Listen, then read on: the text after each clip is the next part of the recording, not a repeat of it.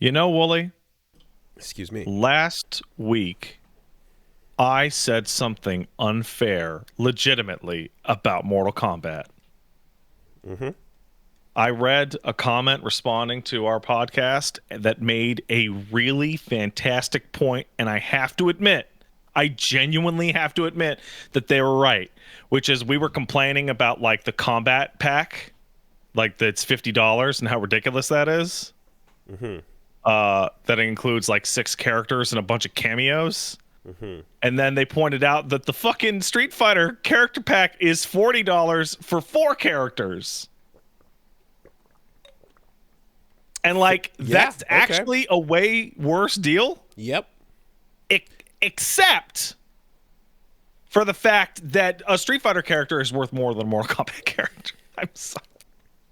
It's I just mean, that's just the way it is. so I think what has kind of become a part of the situation is when you look at a game on the store, you see the base game and then you see the full edition that's like 100 and whatever bucks, and like that's the real Yeah, the price. premium that Yeah, includes but everything. that's the real price now, right? Yeah. It sucks that it's like, you're being thought to think, you're being trained to think that like, oh no, this is it and that's the extra, but it's not. This is the full thing, really. But absolutely valid on that. I think DLC prices are and continue to be garbage. It's been that way from the jump. I just know that since we've been at this for years, there's always that degradation, and to the point where I'm sure you can go back to early ass friend casts where we're like fucking DLC as $3. as a concept, and you just you're like, you live your life and you watch as you slowly cook the frog.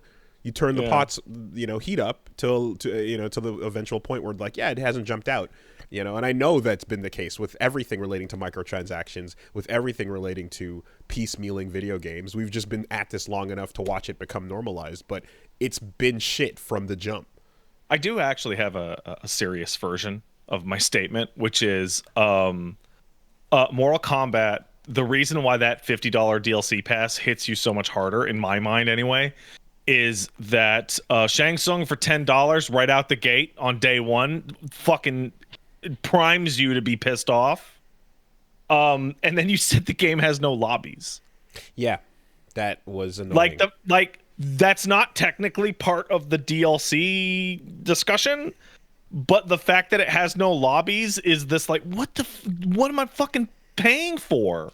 And I think the contrast point, right, has been the return to Titanfall shows you again the easiest and best lobbies ever. As Oh brought my up god, before. it's so Yeah. I saw a different statement somewhere else where they were talking about the lobbies in Mortal Kombat and how Street Fighter 6 has like ruined other fighting games for this person. Because they describe themselves as a Guilty Gear player. Like Guilty Gear is their thing, right? But since Street Fighter 6 came out, they don't play Strive anymore because they can get in and complete a match of Street Fighter before getting to a match in Strive. Yeah, and Strive took a while for the lobbies to work because they initially didn't. They were there, but they had that issue. The loading, the R code like bullshit, the startup delay that took fucking minutes to get to the main menu. All of that wild shit just made it more and more frustrating for anybody who just kind of wanted a quick game to be able to play. It's And kind you, of Oh, sorry, after you. No, and just you contrast that with not only Arxis in the past having made like some of the like we liked the lobby system of walking up to the cabinets and stuff. Like I don't know. I think they started it. I might be wrong Yeah, on they that, did. but I think they I feel started like it. they did. And you go into like accent core and like from double clicking from clicking the play button on Steam to just mashing AAA online go, you queue up, you get into a match within 15 seconds of boot, possibly, and like immediately just get into and then you rematch and you just go and you're out, and like you can actually play, you can actually look at your watch and go, I've got about 5 minutes, let me get a couple games in, and then be like, all right, now I gotta leave, in that actual time frame, which is something fighting games should allow you to do. You should be able to jump in with the same way you want to play. Be like, I want to play a little quick game of Marvel Snap, and Yeah. then be out of here, you know? Like we had that whole discussion a little while ago about how like is Baldur's Gate 3 setting unrealistic standards or whatever. But like Street Fighter, I feel like its reliability and its netcode and its excellent lobby system and its battle hub and all that. I feel like that is actually like the new standard. And now that we like the netcode dream has been reached and we've seen it, now everything that comes out that is not that is like, why the fuck isn't it like that? Something has Why isn't it good like that? something that's emerged with Street Fighter 6 for me as well has been I've been playing, ranked, and the quality of your matches changes once you like are in master, and like you kind of anyway you start, and like they made the update so that you don't just start seeing the same names over and over and over again. You get to fight a broader range of people within your skill level, which is really nice. And I've noticed I'm stuck in platinum, but I've noticed that if I'm in platinum 4, I am equally likely to get 3, 4s, and 5s. it's spread out, right? So ever since the Rashid patch, I think is when they kind of addressed that. What is also going on too is I would jump into some of the local like discords and be like, hey, grab some matches with some local players and whatever. But what I did recently was like just returning to the battle hub actually now that a little bit of time has passed is really interesting, because like the battle hub experience like on launch was definitely one where 10 out of 10 matches I'm gonna kind of like just sit down and kind of stomp on the person I'm sitting in front of. Oh yeah. And like that can be, if that's what that can be your afternoon. Hey man, for me it was like, do I want to play ranked matches and play a video game, or do I want to feel really good and go down to the battle hub? And so after a certain point, it's kind of like, okay, well, I'm trying to like tighten up my mistakes here, so I'm looking for more, right? And so I didn't use battle hub because of that. It was just that it wasn't much of a challenge there. Coming back to it now, seeing where there's people close in your level with a little indicator next to their name that's like, hey, this person's around where you're at. You're like, oh shit, let me check. Oh cool, you're a master player. Let's sit down and we'll do some sets. And I've been able to you want to do 55 matches in a row? Yeah. And really learn this fucking matchup? And so I've been able to just like hit up randos walking around the arcade, that are in a similar level, and like get some really good long sets out of it. And that's what the feature is for. And like, yeah, I think a bunch of players have all kind of returned to that like battle hub, to kind of look for that a little bit, as well as to like, you're like, hey, I got an A.K.I I want to fuck around with. I don't really know what I'm doing. You can just queue up for casual, and you'll get thrown into a random match with someone else who's looking. But the ability to kind of like be like, hey, you're around the same level. Let me see. Okay, I can see you play a really good Chun-Li. Let me see what my new A.K.I is like against your Chun-Li, and we both have some decent fundamentals. So let's kind of feel it out. You discover a bunch of bizarre interactions that are fairly rare, but oh really? Okay, sure. Yeah. And so it's pretty cool to be able to walk around the arcade, so to speak, and do that.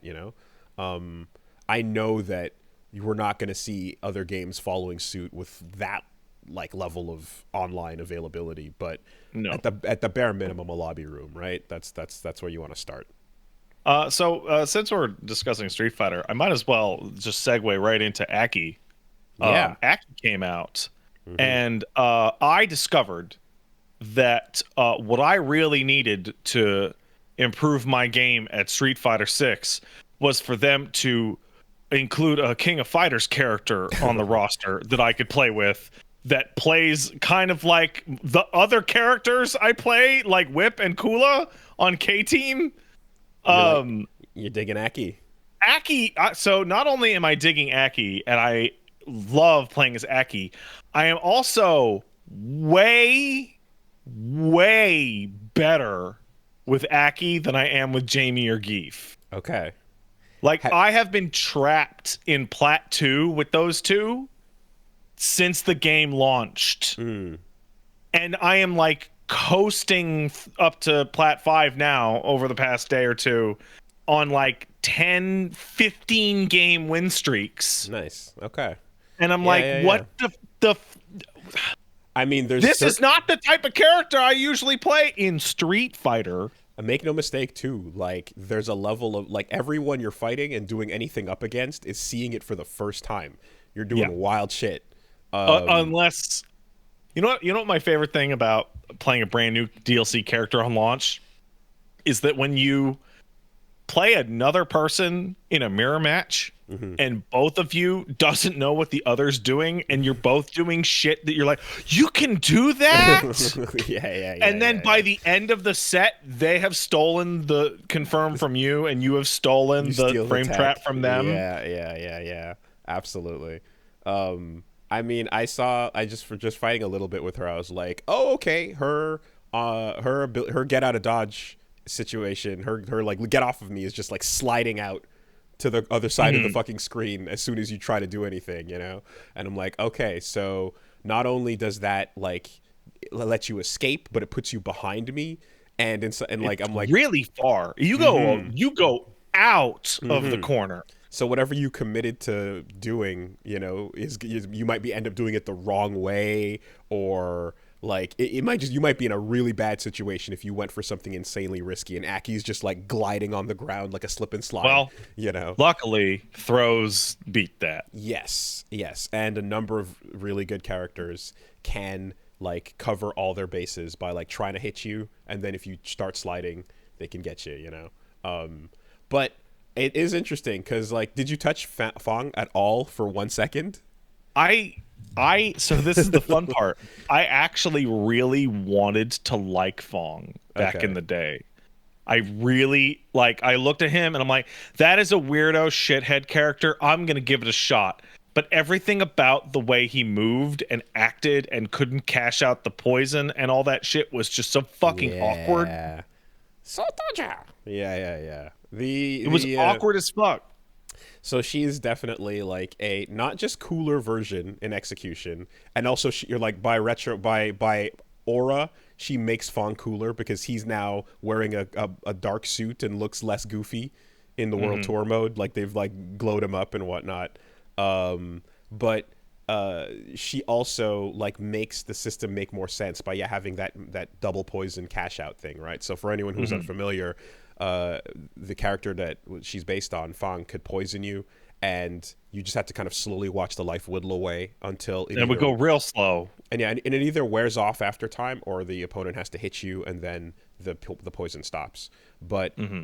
with Aki, while you're poisoned, she can hit you with poison for a second time, and when that second hit happens, you kind of explode like a grenade of poison blossoms, and then that allows you to get juggled in the air for like more damage. You know? I am now realizing that Aki is a reverse Hakan. Instead of oiling yourself up to have You better grease them moves, down, yeah. you're greasing them up Okay, to have okay, better moves. okay, sure, yeah, it works. Um, and then you also, yeah, you have the like, it's a Killer Instinct style system where there's cash out, you know, after you Hmm. potentially put the damage on. And in some cases too, what I've seen some cool things going on, because like Reggie has been messing around with her too and putting some work in, and he's seeing the struggle points. You know, he's like, I want to do the things that Chun Li can do that, but she can't. But something she can do is like when you knock the opponent down, you can actually like end combos early to put poison on the ground that they Yeah, have to wake up on top of. inescapable. Yeah, in the corner, you just you spill poison all over the fucking ground, and they're getting up and they have to get poisoned, and then that makes them extra afraid for that like moment of like, oh, am I gonna have to get drive impacted or hit splat the wall? Hmm. What am I gonna have to deal with? So she just gets to bully you even more in the corner. Yeah, I think it's super fun as well, kind of seeing like the her ability to like be a complete nuisance from the mid screen. She's Hmm. like full screen, she can't really do much. She can just throw the bubble Got the out, nice and slow fireball. yeah, but like from that you get a little bit one step past round start range, and she's like, I'm whipping you, I'm fucking What if Dalsum had a good jump and in that yeah, very specific pocket? and a couple of approaches to just be like, oh, like did you start throwing a fireball? um I'm gonna go on the ground and then go into her like cannon drill fucking thing, that Oh, just you can do that on reaction if you're from really fast. full screen. It's like you can be back to back and like read a fireball from all the way over here and just bop hit them. And when you hit them, like you can get a crumple out of it, which lets you like that thing is really fucking good for fireball wars, you know. So One of the other things that I like about Aki is that her combos are fucking easy as shit. They're so trivial. are you doing the stance cancel in the middle of it? Yeah. Yeah, Okay, you yeah. have to. Yeah. That's like every combo path outside of like one is her hard kick into the stance cancel, into the jabs, Jab, into jab, something. whatever you want Yeah. after that. Yeah. It's cool.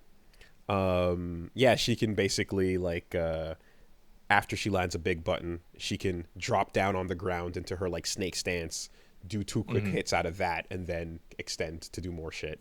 Very yeah, fun with the poison design, and I'm glad that they like came back to it instead of just going like, oh, what a dumb idea, never mind poison forever, you know. Like it is interesting. I don't think it's the poison is so strong though that like you're really worried about it when it hits you. Oh, dude, it has like the poison exists purely to get better combo extensions. It's and as on the receiving end, when I get poisoned, I'm just like, God damn it, mosquitoes. Yeah, it's annoying. You know, it's just a little. It's what is it, not like the a big equivalent deal. of like a single medium punch? 2 jabs. It's like 2 Yeah. jabs. You know, it's not a big deal, but it's just a little irksome, and you are concerned about like eating a big combo if you get poisoned a second time for sure.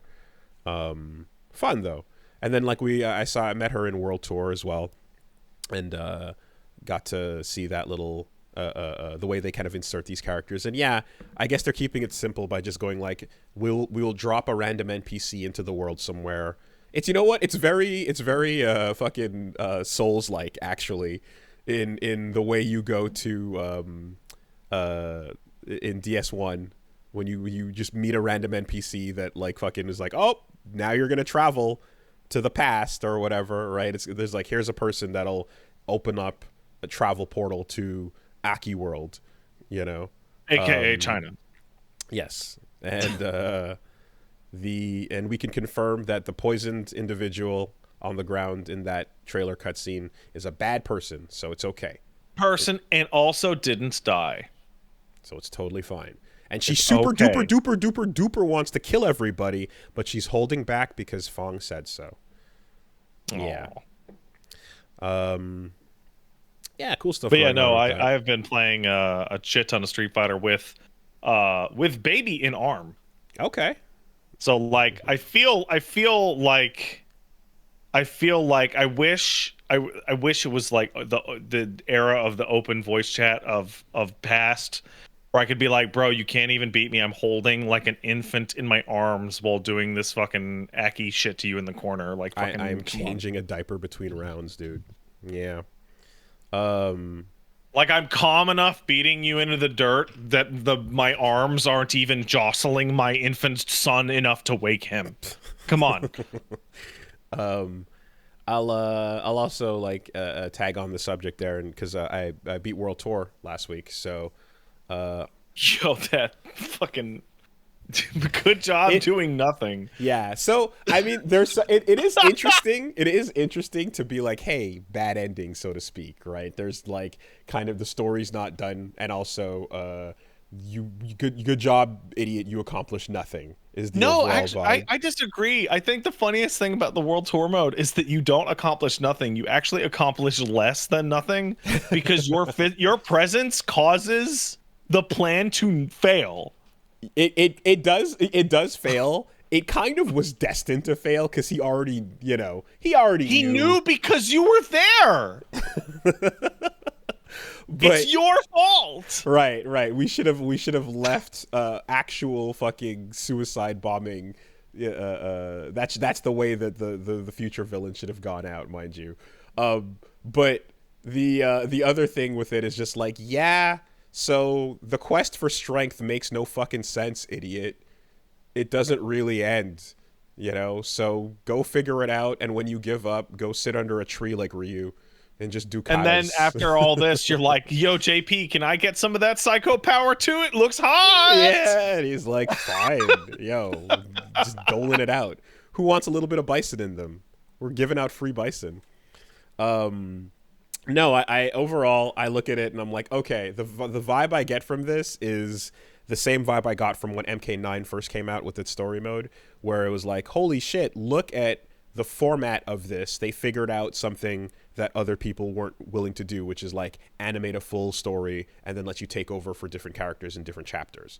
The story itself being poorly written is clear, but I want to see what World Tour's ingredients are applied to something that has more compelling content, you I think know? the format is good, Yeah. but I feel like that. Yeah, the actual narrative is awful. Oh, it's nothing. It's terrible. There's Like my nothing happening. favorite part was Um, making that fake Gucci bag.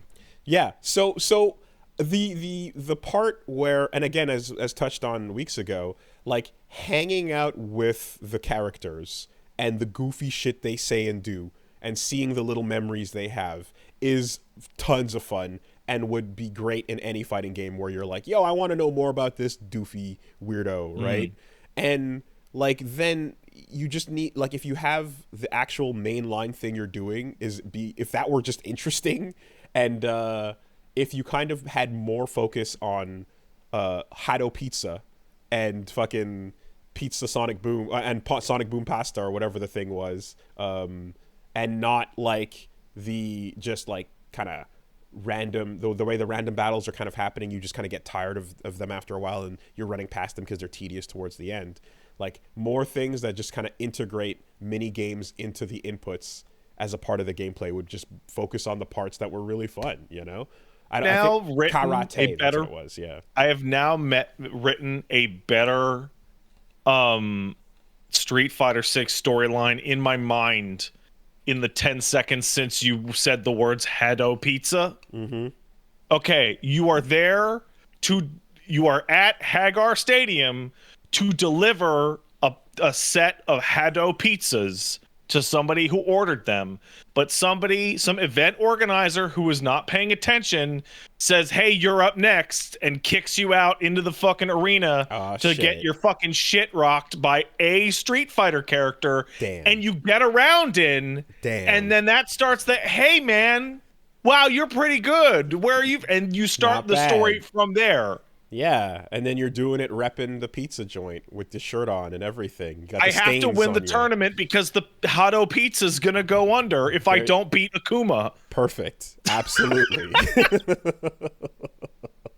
Absolutely. You know, the quest for the freshest ingredients all the way to Nashal. Yeah, I also think as well, something that is a awesome moment that only happens like once or twice is when you're walking around and you see the dock where Ken's boat is parked, right? Yeah. And docked, and it's like it's Well, the it fucking used to be. it's the fucking yeah, it's the boat You- from Street Fighter New Generation. And it's also the dock from Street Fighter 2 World Warrior, and you're like, oh my god, it's the stage, it's right here. Wandering into that is really cool, and it's not the same when you kind of like fly to the stage that you fight in and just stand on that one area. You know? It's super lame, in fact, Yeah. when you fly to that location. It would be so much cooler if they like minimized the size of Metro City a bit more and made it so that going to Brazil meant you had a little bit, maybe two or three. You just go you had to like Brazil town. Yeah, you have like one like street with stuff on it, and then you've got the stage at the end. Wait, does you that know? mean that like Blanca's just living in like a rainforest cafe, like on the outskirts God. of town? He's inside of an amusement park that you buy tickets to enter. I mean, whatever the case is, just make every area a little bit more for each stage, and then the Coliseum itself could be a place you could run around and do shit in, you know. And like, yeah, the parts where you can just tap into any one of those old awesome stages we remember in the past, and like have a like, oh fuck, there's the boat, you know. Dulcimer Temple is actually a good one of those too as well, where you're like, hey, check it out, it's the temple, but it's just isolated into itself, you know. In hindsight, there's something that Mortal Kombat does incredibly well in all of its story modes that is the worst part about Street Fighter Six's World Tour mode. Hey Wooly, were you really excited when Ascended Ryu finally talked to Ken for the first time in years and talked about him becoming a construction worker? Oh, right, that didn't happen. No characters that you gave a shit about interacted with each other At even all. At once. all. They talk about each other and they show you the screenshots, right? But there's nothing, and this is it. Like for all the goofy shit that goes on, there's those moments. You're totally right. When fucking when Sub-Zero and Scorpion sit down and do a tea ceremony, I was like, oh shit, this is interesting. This is a fun little scene, you know? Just a little something. A little, you know, a little moment that would otherwise be concept art given to You're you, sitting there you know. going, can Sub-Zero clutch out a win even in a different timeline? And the answer is probably no. but just yeah, having those little canon moments, man, you know, because you have to commit, like, to, if you show something like that, then it's like, this is how it went down. You're making a statement with this area, this stage, and whatever. But you know, I get it. You don't want to do, you don't have to, if you don't want to make Ryu the main character of the story mode, then that's fine. The creative But you characters are, fucking shouldn't. the creative character is a way better way to interact with that world and such. But there's no reason why you can't have, yeah, like those little moments, you know, of the Ken picking Ryu back up and the headband switch. You can have little things like that that you could see. You Like, know? why weren't the Street Fighter characters like in a tournament? Yeah, I guess because they're just the best at this point. Like they're the veterans, that the OGs that are just like on top of their game, you know, and running their side hustles, whatever they may be. If Fen ends up being a playable character in the full main roster, this is a little bit of that, because you're seeing her with I would be Chun-Li a little shocked bit, if she you doesn't know. end up playable at some point. But yeah, but and it's also one of those bits where I'm sure. So like, okay, Fong is now just standing around in Metro City, right? He's there. He Yeah. is.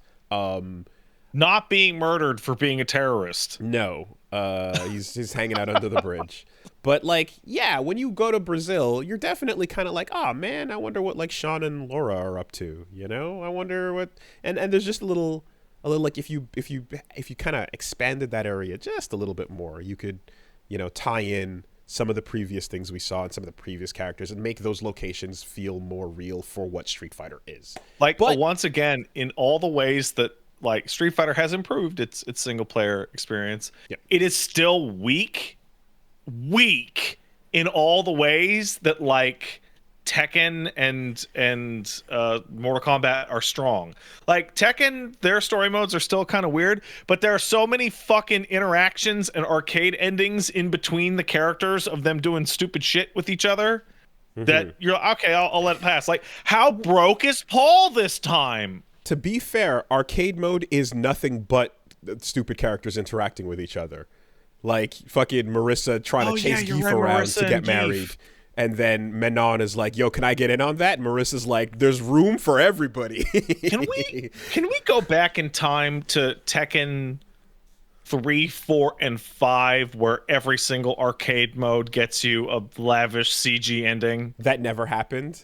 That is wildly nonsensical Yeah. and doesn't happen. Sure, let's commit to Gon's ending where you just Sorry, fucking... Jamie and Luke having their violent dick sucking beef. Did I miss something? I mean, dude, I just saw that out of the corner of my eye. What the fuck? It comes close. There's a lot of moments of Jamie and Luke having those stare downs and those fights where they're getting real close to each other, right? There's one in particular where like Jamie's got the guy liner on like strong, Right. and he's absolutely giving the come hither eyes. You know? Yeah. Yeah. He's got that smirk and he's got the look that's like, let's go final round, and you know what I mean. You know, it ain't gonna be I see. yeah. Let's fight horizontally. No, it's just there's a couple of fan arts of that going on, and I'm like, yeah, okay, I see what y'all are reading in there. It's a good, this in conclusion, World Tour needs to get its third strike, because right now it's that weird first version that just is like, ugh, I like the idea, but let's get it together. Well, luckily, it's not like World Tour took like 78 years to make. I will say, that it's whenever the DLC comes out, of course, you do get that little. That part of what you're getting is that World Tour inclusion as well. And between that one and Rashid's, it's pretty minor. It's It's like a very single minor. it's a single mission, and Mhm. I was like, I guess like the idea, I'm like, okay, we're not going to go to Akuma's island, you know. We're probably just going to see him standing behind an alleyway in the darkness, Yeah, no, reluctant. Akuma will be fucking sitting on a plastic chair at a plastic patio set, eating a hot dog pizza. But yeah, just take from what people enjoyed the most on that, and come back around, and you can do this good. You can do this good. But as far as people like having a more fun time with the single player version of, like, someone who doesn't play fighting games having more to do in single player, World Tour absolutely did do its job there.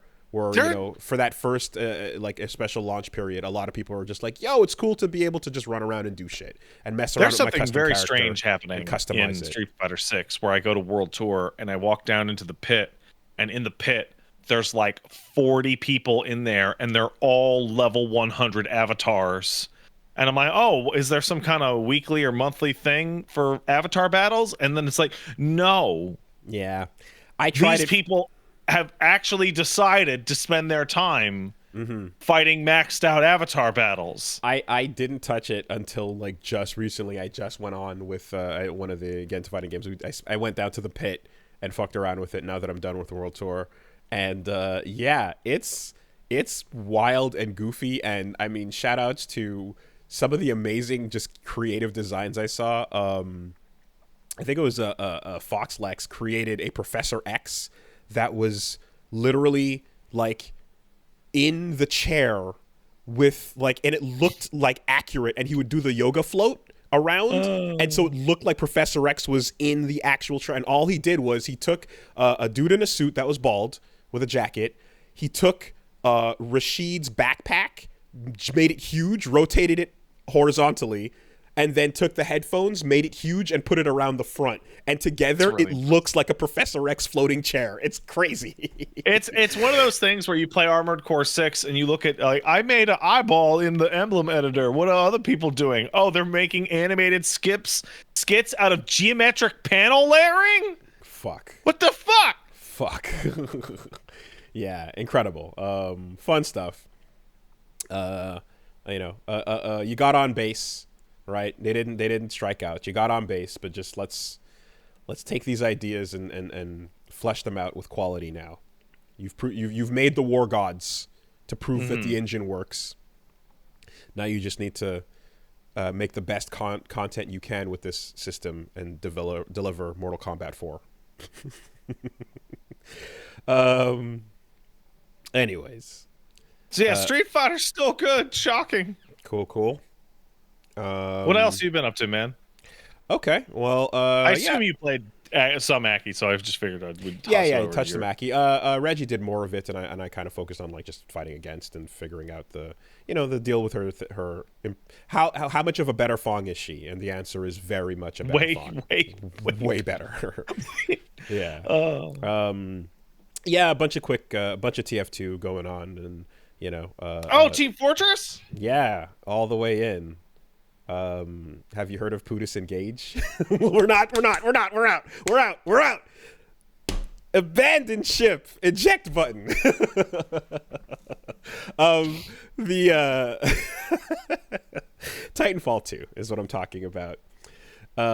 It's yeah, this is fun to jump in and jump out and get some quick games of that. But I actually yeah, what did I do this week? Off camera, I played a couple hours. I fucked around with a game called Fate/Samurai Remnant. Have you heard of this? Remnant? Fate Samurai Remnant. Fate Samurai on Steam. Mm-hmm. It is a Edo Japan Grand War? Wait, hold on. Holy Grail War! Oh no! Not the Holy Grail! So yeah, otherwise known as the or the waxing moon ritual. So I have to say, boy, these okay. I don't know anything about this game. It says very positive, and you played it, so I'm going to assume it has a certain benchmark of quality. Mhm. When I go to the Steam page and look at the launch trailer, which is 40 seconds, and there is not a single frame of gameplay in it, it's like, oh wait, there's 5 seconds, So let me tell but you. it's like 99% cutscenes of looking at Artoria or whatever her fucking name is. Now let me tell you right out the gate. That trailer is not doing a disservice to the product that you're purchasing, Huh? because that first hour is, let's say, 3 fights and perhaps 52 minutes of like cutscene conversation setup and Oh, everything like a going dragon on. pacing. You're watching and playing out like just the movie, the anime, you know. I guess so then. Yeah. It is. And the other thing too is like when it drops into like visual novel mode, right? It'll switch between, okay, so like a dragon pacing as you mentioned, but Yakuza is known for money on, money off, right? Very. Okay. And like you played Zero, right? There's also money off. Off. We're not even moving anymore, right? So in Fate's case, because I mean, again, associating, I suppose, the brand with the bankroll, when the money goes off, it's secretly still on, and by secretly I mean lavishly, because you get a big anime cutscene, 2D, it's gorgeous. Then you get a big cool fight scene, it's gorgeous. Everything is doing all the stuff, and cool anime shit is happening. The camera's doing the destabilizing bit. No, the steady cam is falling apart. Big flashes are going down, and then when it drops into the visual novel mode, where characters are standing talking to each other over the shoulder, not only are you getting the characters facing each other and then the dialogue happening, you're getting the Persona-esque RPG portrait that is animated fully with their mouth talking and doing the whole and making the faces and stuff, but the character in the world is actually moving more than the portrait is. So it's almost like Well, you don't that's need the fascinating. you're having a full cutscene that's like really detailed, and they're having all the little like, oh my god, this that whatever, and then on top of that, you're having the little like cut-ins where like the eyes are like glaring at you and like tsh, for a moment or whatever, and all three of these things are happening at the same time over just a random like what should be a bland conversation, and I'm like, oh my god, this thing has money behind it. There's Okay, so much so cash. I need you to help me because I have just completed skimming over every trailer on the Okay. Steam page. Okay. Like not watch the whole thing, but like skip forward 5 seconds, 5 seconds, 5 seconds. Looking for what is this game? All I see is cutscenes. Yeah, yeah. What are you doing it? What is it? I had no idea. I'm like, you know what? Let's just click some buttons and find out. I have no idea. And again, what I have, having played a Fate game or two a little bit, no hearing shit. I'm like, no. Let's just. I don't know anything. Let's just go in. Let's just open up our arms and embrace whatever's coming here. So what you get is like when big fancy anime shit is not going down, you're getting more or less just a Okay. Muso battle, and you're fighting in a arena, and then there's going to be a bunch of grunts that you just slash through a bunch of them, and then every once in a while one of them will be more sturdy than the mobs, and you'll have to Uh-huh. like dodge their attacks and be a bit more like wary of the lock on with them, and then you might get a one-on-one that involves like you switching over to your summoned, you know, whatever fighter that's gonna do their Muso combos on the enemy, who's gonna have their like moments of like stagger, big swing, dodge, stagger, sequence charging up, fast, fast, fast, bunch of mobs, you know?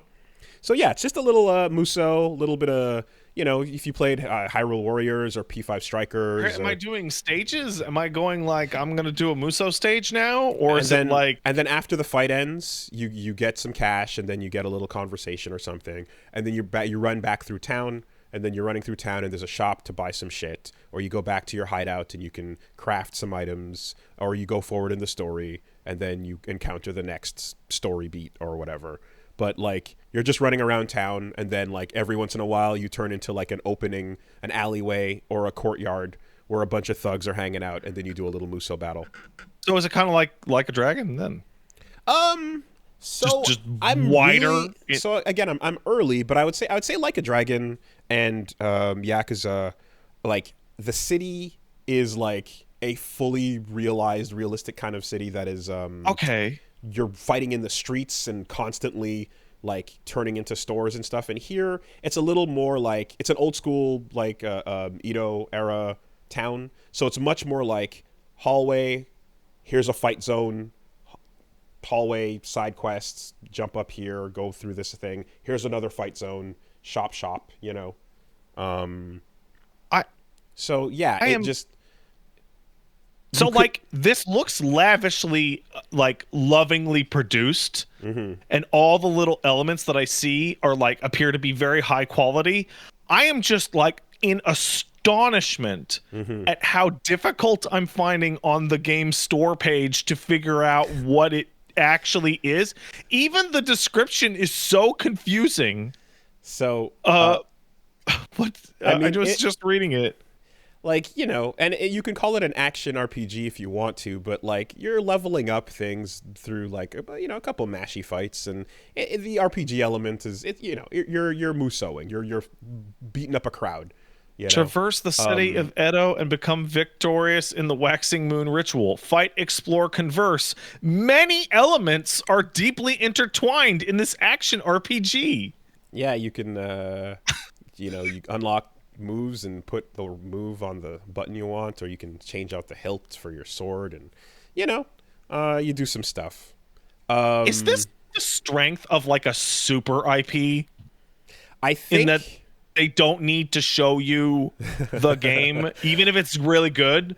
They this just need to show you that like Archer and Altria are there. this the strength of the super IP is when I'm watching the cutscene into the fight, into the conversation, and I've set it up to be like auto read and text on the Yeah. fastest instant Yeah.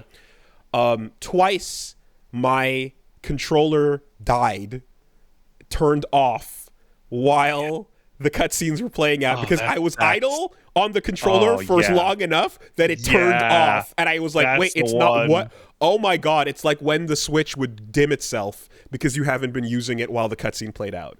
Multiple times, it's been like, what the fuck? Half an hour went by and we're still going. And you know, and it seems like it's like, I don't know. I hear things through osmosis, but I'm sure if I repeat any of them, they'll be wrong. So fuck it. It feels as if this is also like, hey, do you know what Fate is? Then here's a bunch of shit. Do you not know what Fate is? Well, here's a bunch of shit, but whatever. Well, this is You know? like in a different setting, but Yeah, the same and Fate shit is character happening type. that I'm like, oh, I've heard about that, and I recognize that thing, or maybe that whatever person and thing, but it's all like in a setting that's like, it's brand new anyway, so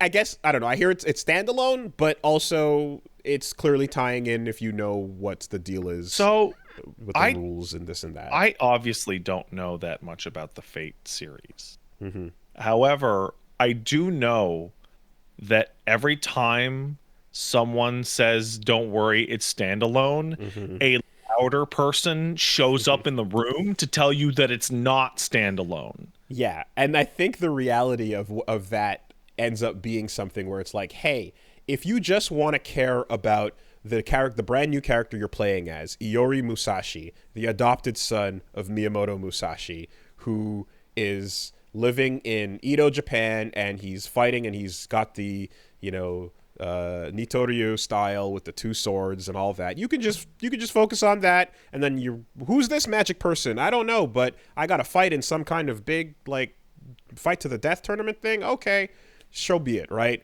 And oh, she happens to be named Saber. Okay, cool. What's her deal? I don't know. What can she tell us? No, she doesn't know. Give me more details about this thing. Nah, there's nothing else. We just got to fight. Okay, right? But if you're like, I know that Saber and there's Lancer and then there's the Berserker, and in the other series that means that they're attached to these famous historical Hey figures and man, yada yada, then you can, I suppose, enjoy it more. But if you don't know or care about that, I guess the idea is like, meh, it's not gonna be a huge deal. I It's just okay. further reading if you get through this. All right, so let Wooly. I'm gonna paint a picture for you. All right, I'm sitting there and I'm like, you know what, man? This Samurai Remnant Fate game looks all right, but all I know about Fate is the following two things. One, the Katy Perry fucking Lil Nas X remix song on that Berserker fight against the evil Altria thing was a cool anime music video that showed up on my TikTok that one time. And two, Astolfo is packing bigger than a monster can. I know that How one. ready am I get that I reference. to get in?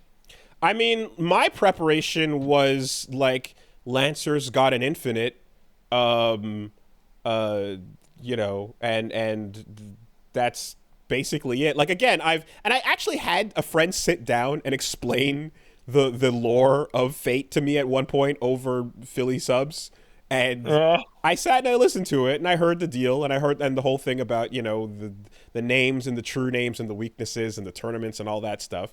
But I'm just like, fuck it. I'm gonna pretend I don't know or care. Let's see what this does in its own contained package. You know. I So feel so bad. I don't know. Be- I mean, obviously, like if I go further into this game and then by the middle point the game is like, here's a million things that are referencing events that are super important to like previous animes and card games that you had to spend money on, then yeah, that would be like, oh, this is a continuation of a franchise you don't know shit about. What did you expect? But I if they feel don't do anything like that, then I guess it's fine. I feel bad because there was a moment long ago in which there was a thing in the back of my head of maybe I should watch Fate. It seems really funny. And it was based off of a lie. It was based off of what I now know to be a Code Gas Ah, screenshot, and also what I now know to be an edit. I thought it was real, where the guy's at the beach and he's holding up a fish, and he's like, "I'm gonna fuck this. No, I will now pleasure myself with this fish." okay, And I'm okay. like, that seems hilarious, but I'm like, oh wait, that's not only not Fate, but it's also not real. Ah, that's way funnier. I mean, you gotta realize, of course, that if you ever get into anything based on that screenshot is the peak of the content, and you're never gonna come anywhere You're close right. You're to the right. top of that hill. That's you're looking at the mountain summit. Fate's people die when they're killed. People die when they're killed. Yes, People die when they're killed. Right. Okay. exactly. And also if I make reference to people turning black, then it's a whole other thing. But whatever. The yeah, I think you kind of just for whatever it's worth, you're looking at us. Just it's so insane how much money like this thing just floats in on from moment to moment. It's it's so insane how much money this floats in on that last week we covered a company that destroyed themselves over trying to get some of it. Unity's runtime Oh install was Jesus! in some ways you going to be targeted at Fate Grand Order for Oh its my God. install Okay, yeah, runtime okay. thing. Madness. Yeah, but there's something though it is interesting because it's like um, as you're watching it and as you're like, because yeah, you're doing way more watching than playing. like as you're and you're seeing like these fucking crazy ass anime fights play out, and there's shit where it's like brutal and violent ass fucking kills and wipeouts occur. Mm-hmm. There's like an exact moment I remember I hit where like you're like, just in case, like just make sure you know what you're getting into here, right? It's like you're seeing all that happen, and you're seeing the again, peak anime sakuga is the word I'm looking for. Mm-hmm. And then you get into a fight with a character that is also rocking the two blade style Mm-hmm. swords, and you're like, hold on a minute, I recognize that energy. What's going on? And you are having a duel, and then ultimately a conversation with the reincarnated Miyamoto Musashi, who's now a waifu. Yeah. And she's Yeah. she's a plucky, Yeah. cute young version of your father, Okay. and technically from an alternate dimension, so not actually Well, your then it's father, but then it's fine. it's not your dad coming back. It's more like a different version, but it's the one with tits. So, you know, Yeah, that's fine. yeah. So the Baiken Musashi vibe coming through, Oh, and that's who that is in the fucking okay. and uh, and it's just like the game, and you kind of just like had a couple of cutscenes of like old Musashi, almost like End of Vagabond Musashi being the old man that's kind of talking to you, and that guy is now, hey, what's up? Yo, swords, tits, and you're just like, oh man, like this is what, right, this is what this is, you hit that wall really hard, and it's like, you better be in. You better be in on your favorites of anything, whatever historical figure you want or care about or don't, is coming back with tits, and get your Okay. waifu money out. It was, yeah, the energy. I was, that was probably the first, just like, oh right, yes, true, right, King Arthur, etc. And yeah, that's you just. Is the game fun? Did you have fun playing the Fate game, I Willie? wish I wish the lock on was better for the Muso moments. When you fight, I feel like the camera spins around kind of loosely, and you don't have a ton of like, you don't get a ton of ability to like really pick a direction. You kind of just swing the camera in blind directions at times, and if you do a combo that like takes out everything in an area, it kind of doesn't matter that much because you're just blowing up the crowd anyway. So, yeah, I guess it and maybe on harder difficulties, like things kind of change up, but it seems to be a very simple, like anime combat system of like, XXXX or XXXY or XYY, or and stuff, and it's pretty basic in terms of gameplay so far, but it is very just wild to observe from the outside how, Give me a like, yes, no. Did you enjoy your time? it was all right. It was fine. It was fine. I didn't have any moments so far that like were like, this is the shit. I didn't pop off. I just kind of was like, oh, this is cool. It felt like it was all right. You know, um, the uh, the fights that I watched, the cutscenes were very cool, and I'm hoping that it lets you fight in a way that lives up to that eventually. But like, so far, the biggest pop offs, if anything, were just like, yeah, the cutscene moments more than the in gameplay moments. And the budget is there that it could do it if it wanted to, but I don't know if it's gonna get to that point. Mm-hmm. But yeah, just it's in terms of, but if you're just looking at the way the gameplay is, it's a bit, it's above mid, I'd say. It's fine. Okay. But I also am somebody who, like, from my time with Muso, and this is a disclaimer, I get bored quickly with like Hyrule Warriors and with Strikers and the other, and I played a bit of Berserk Muso as well. Like, the mob comboing is not my favorite to begin with. I think Hyrule Warriors is still probably the best one out of all of them. Um, if you're that in, I've played it. yeah, like if, and the thing is too is like Hyrule Warriors is the one I probably put the most time into, and Hmm. the boss fights are, the boss fights are always more fun. Um, but there is something where it feels like you're kind of just training dummying every You are. group of mob fights until like something comes along to pay attention to in a way. So, I yeah. mean, I could be like, I like. There's this feeling in my chest where I want to be a condescending pissant fuck. Hmm. Um, so I'm opening. I'm showing my emotional cards here. Hmm.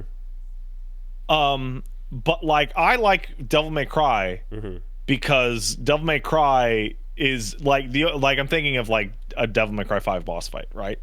Hmm. It does live up to what you're describing in your anime cutscene fight, right? If you're doing it right. But that requires like a huge amount of execution. Like that's hard, Hmm. right? Um the average person doesn't want to spend all that. It's like fighting game shit. I don't want to spend all that time to see the cool thing. I just want to hit the XXX and the YYY. Okay, so here's the thing. I don't know if this analogy is correct because I haven't played it, but I think from looking from the outside, it's kind of how Dissidia is, right? I think Dissidia looks to me like a game where most of what's happening is, a sequence that is like um, shiny in cutscene form. And in game, there's a bunch of shit too that's like pretty cinematic overall, but you're kind of just XXX and YYYing through it. I'm actually going to stop you there. Is that Dissidia off? fucking actually Is kicks that off? ass. Okay, all right. Yeah. Then I Dis don't so know. I'm from totally so from the outside. Dissidia's like combo route shit Yeah. is simple, Hmm. but it focuses on attack ranges.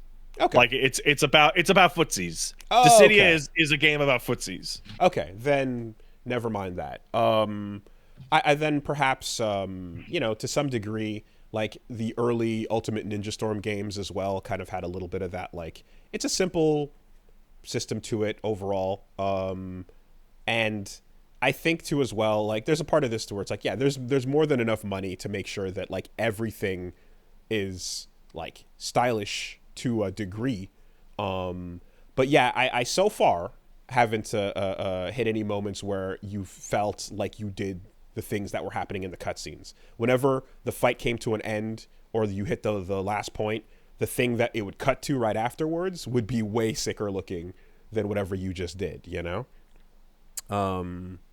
But yeah, it was definitely a wild departure into to just enter this world. And again, to its credit, like it does act as if you don't know what fate is, and it kind of explains the premise without giving you any whys. It gives you all the whats. Oh, that's interesting. It tells you all the whats, right? What is that? What's happening over there? But it will not give you any of the whys.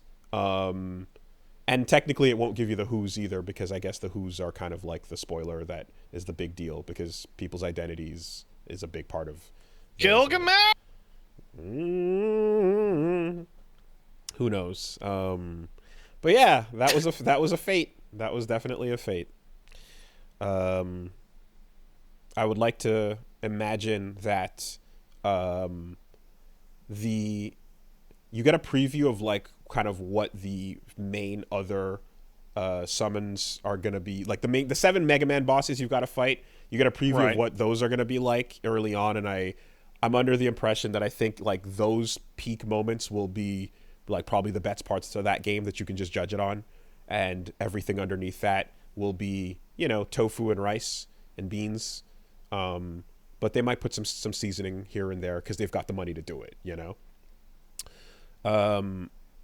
Anyway, so yeah, that was a little bit of that.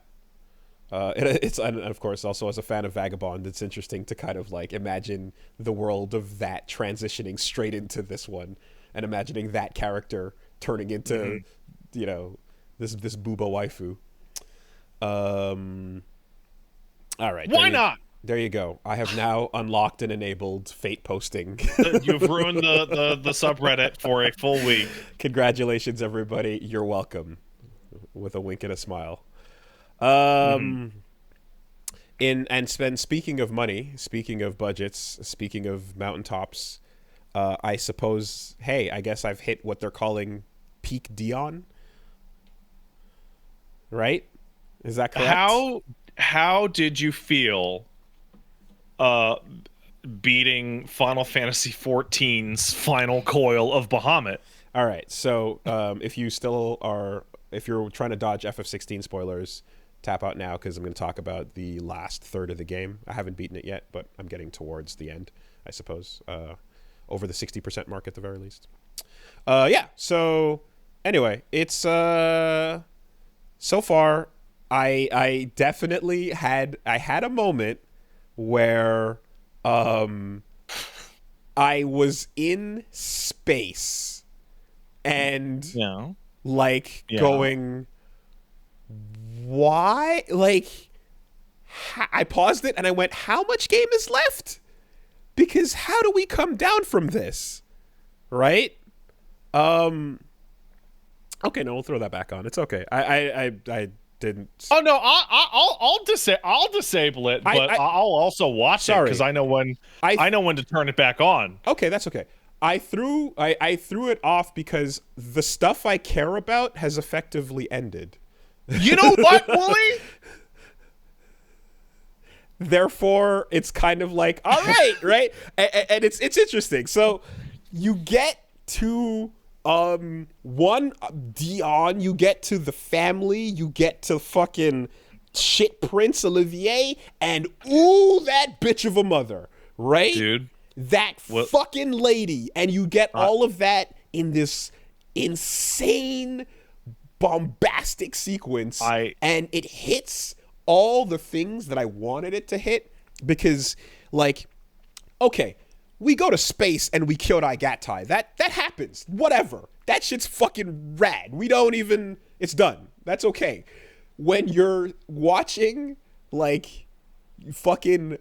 So Dion's there, and you're watching Clive lay in on Annabelle, and give every single fucking thing she needs to hear, and she just hears it, puts the mental like helmet on, and just shuts it the fuck out, and just goes, "Ah, my baby!" And I'm like, I've been in the room where I've watched grown ass adults do that in real life, oh yeah. and it made my like something inside of me just ripped open. So I need to stop you for a second. So first of all, I want to say that sequence is the first time since coming to live in BC that I was like worried my neighbors were gonna hear me because I was screaming my ass off. And one of the reasons why that was is that every now and then you become perfectly in sync with the narrative theme. Yeah. Like you encapsulate the character and you're right there.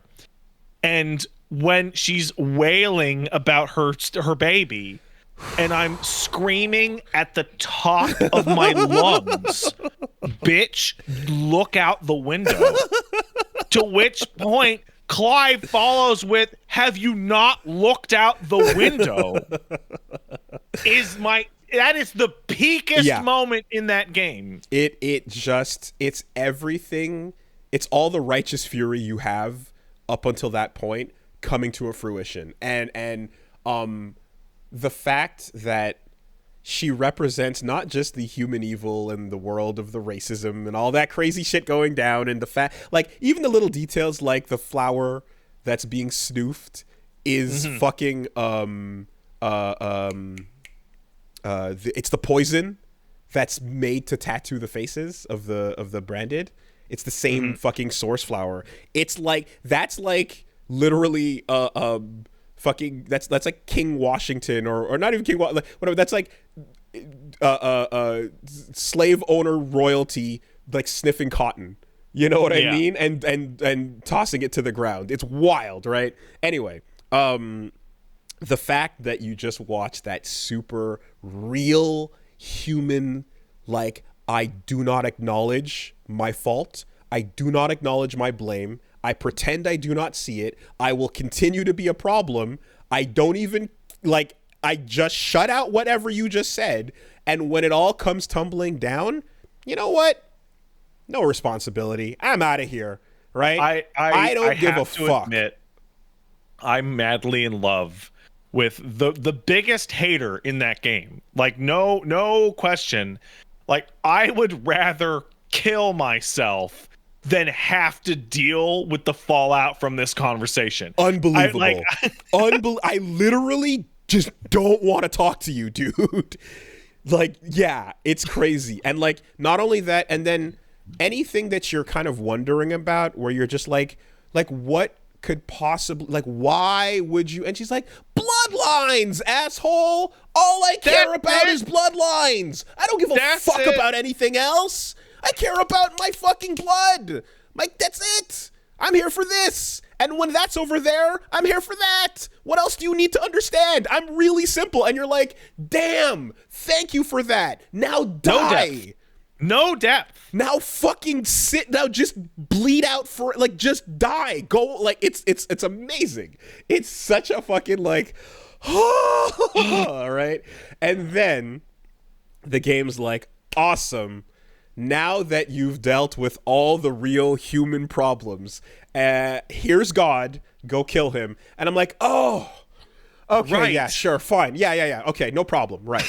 Why does he want to wipe us out? Because time immemorial, humanity sucks. Yeah. Okay, whatever. Who cares? You know, because it's just like you can't. Like, it's so much simpler to stab God in the face than the concept of racism and nepotism and evil fucking human deeds. Bad parents. You can't, you know? How do you can't always stab that, man. But here you go. Here's, if God's floating. Go, there you go. Go get him. Okay. And I'm like, yeah, all right, fine. Let's just ride it out. Yeah. But effectively, everything that I cared about is done and done there. So I remember when people were reviewing the game, and the consensus came out is that when the story shifts focus, it kind of loses some of its momentum because it gets all Final Fantasy and God shit. I'm like, oh, well, of course it does. And then I got there and I'm like, oh, but I was so invested in this stupid family and their awful bullshit that fighting God is actually fairly simple by comparison. Right. And I did, someone wrote a comment in saying that it sucks to think that, like, all of that Game of Thrones-y political bullshit, the machinations behind the scenes were all just like all the same guy manipulating everybody, so none of it mattered. And I disagree with that, because I think the same level of, like, background fuckery that Ultima had in Clive's life is about the amount he affected the others, right? Everyone was still out for their own shit and is moving pieces according to the way they wanted to, but he was in the background being a little voice, pushing you, doing things, but they did what they wanted to do for their evil, shitty, stupid bullshit reasons. And those things are on them to hold. Like, Hugo wouldn't have been able to get cucked to death unless he was a participant. Yes. In this game.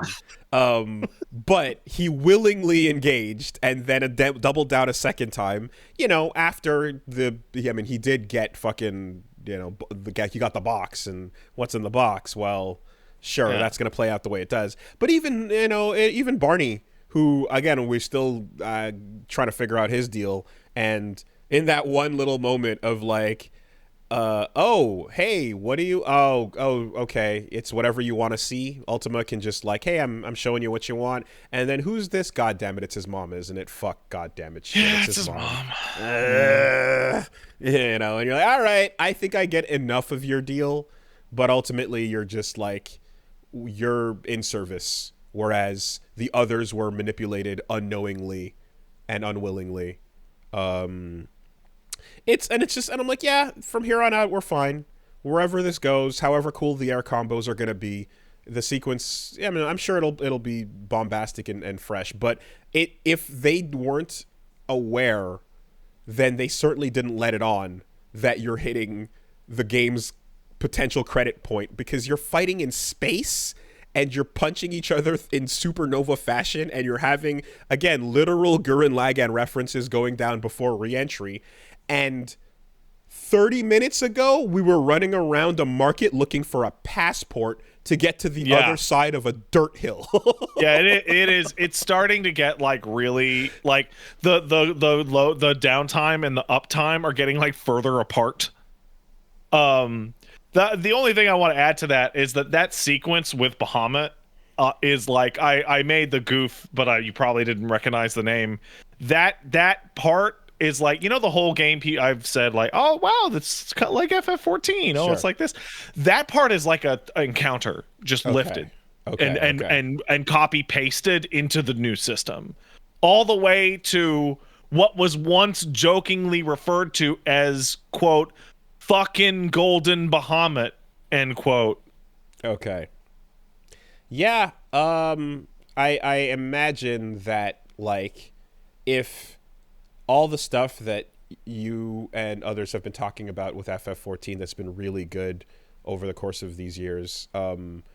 Like I've seen screenshots of FMVs and moments of characters that look like almost characters out of 16 walking around and saying Yeah. things and racism implications and so on. And so I'm like, Hmm. yeah, I'm sure a lot of that was echoed in this like microcosm version of it, which it was saying thoroughly enjoyable, but just the real Zettaflare was the verbal one Yeah. on the ground afterwards. Fuck you, mom. Like that was so rich. There's so many nutrients in that moment, you know, that from here on out I'm just like, it's the victory lap. If they start rolling the credits over the rest of the game right now while we did this Ultima session, I have no problem with it. Did you get to fuck around with Bahamut's icon at all? I did. I went to the Arret Stone afterwards and started to just mess with it. Wow, weird. It's super busted. Defensive position, just float, dodge to buff your shit, and then you make the entire room take Die. damage for the For next a long 30 time. seconds. Yeah. It definitely it turns the room into a training room as you can build back up whatever other abilities you want.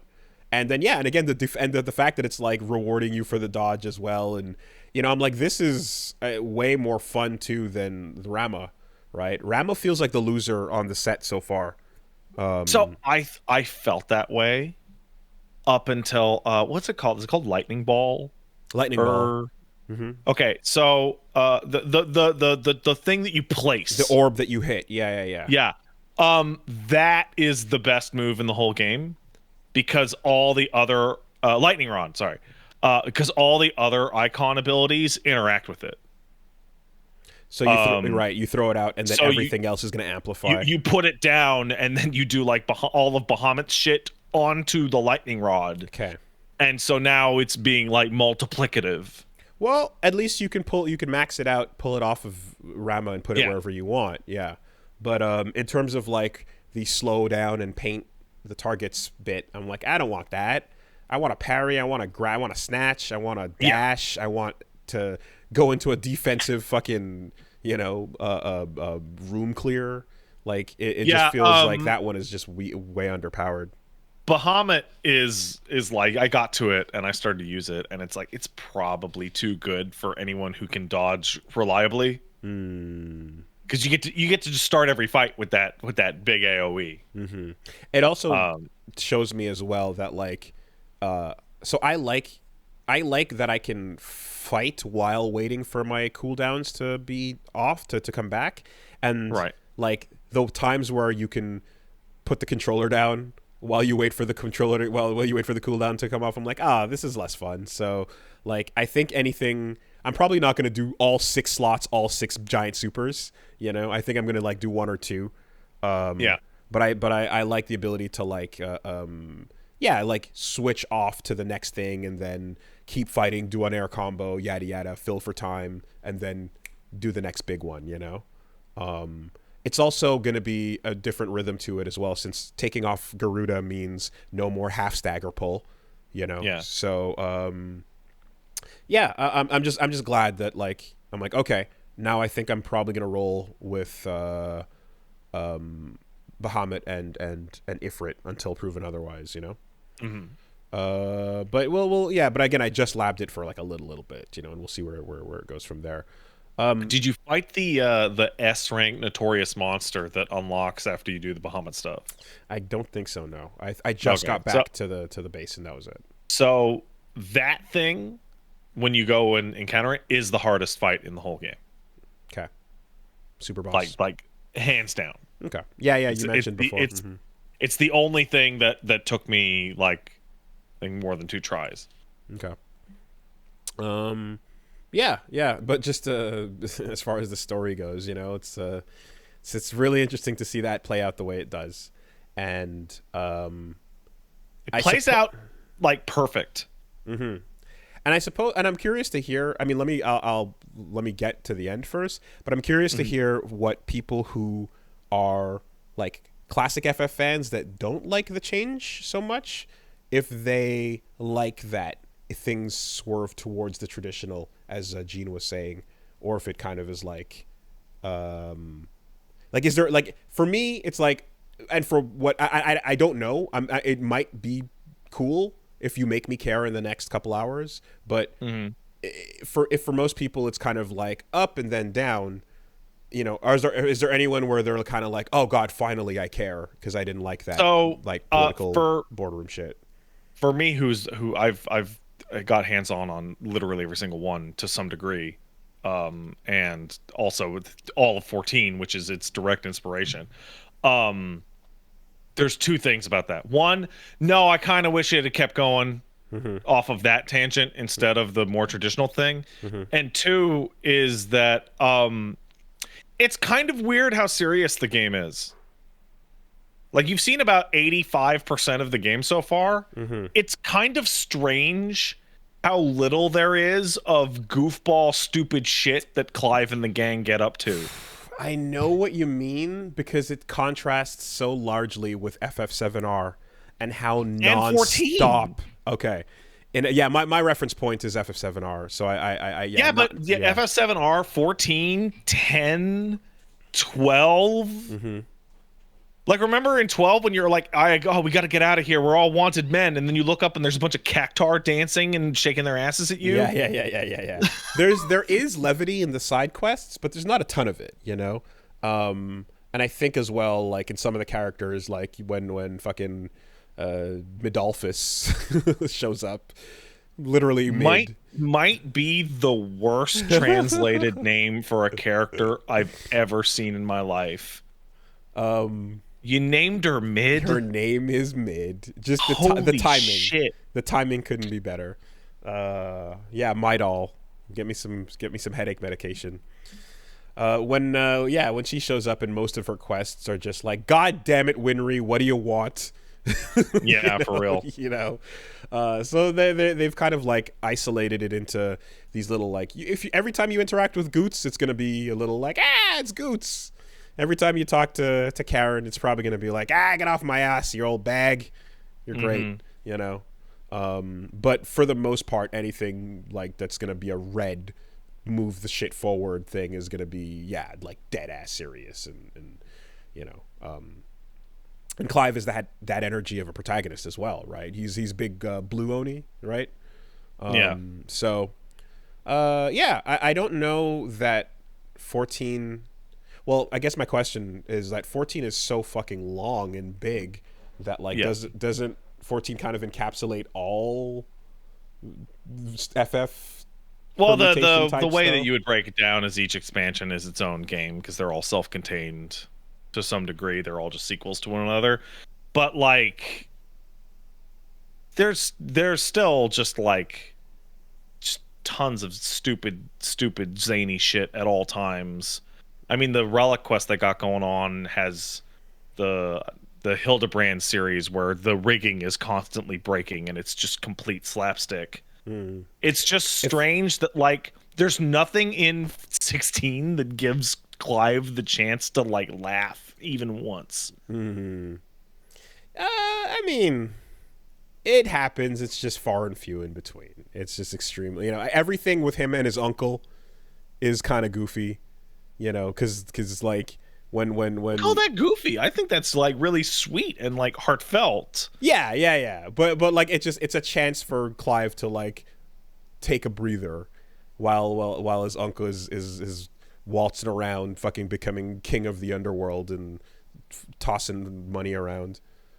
Sure, but when is Clive gonna walk up to a chocobo lady who's from the future and is selling shit out of her shop to her rock music rendition of "Can You Ride This Chocobo"?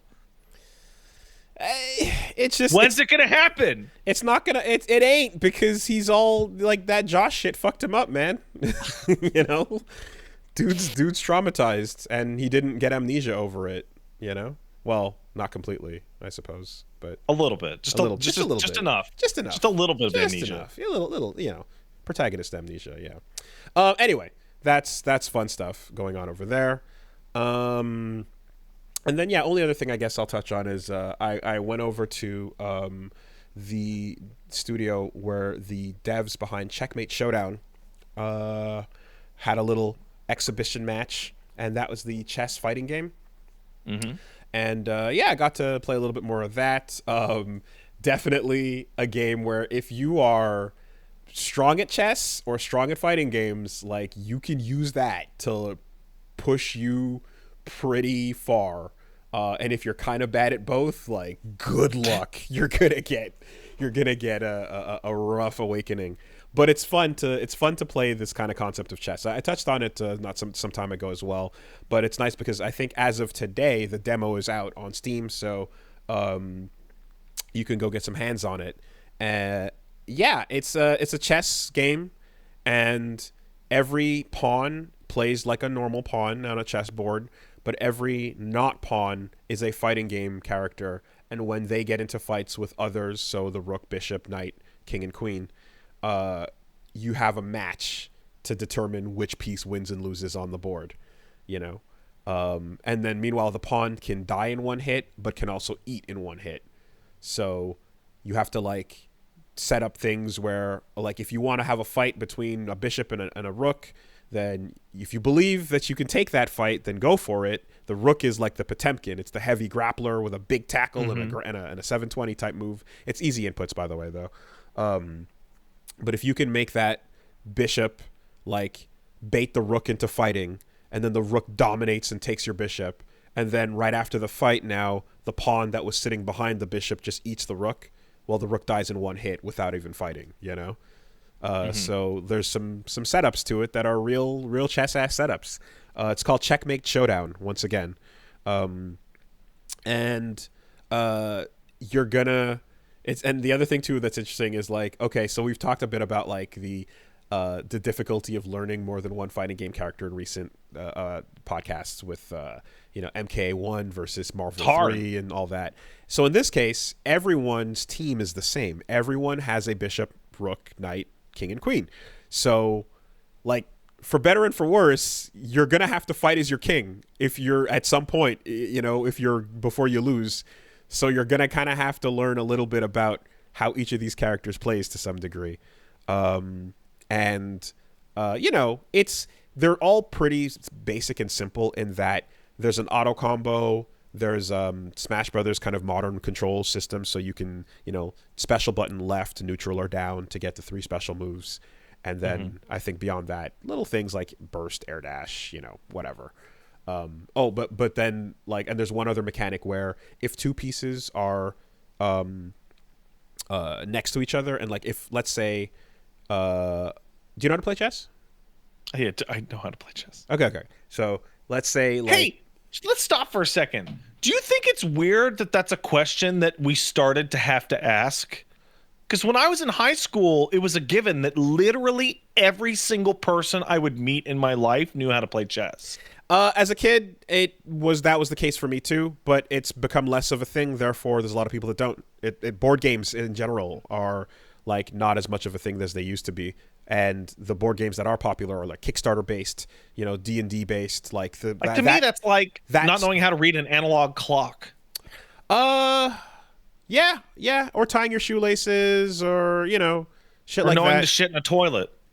I mean, okay, now we're getting a little You're further. supposed to, by the way, if you don't know that. We're getting a little further off base, but yeah. Are we?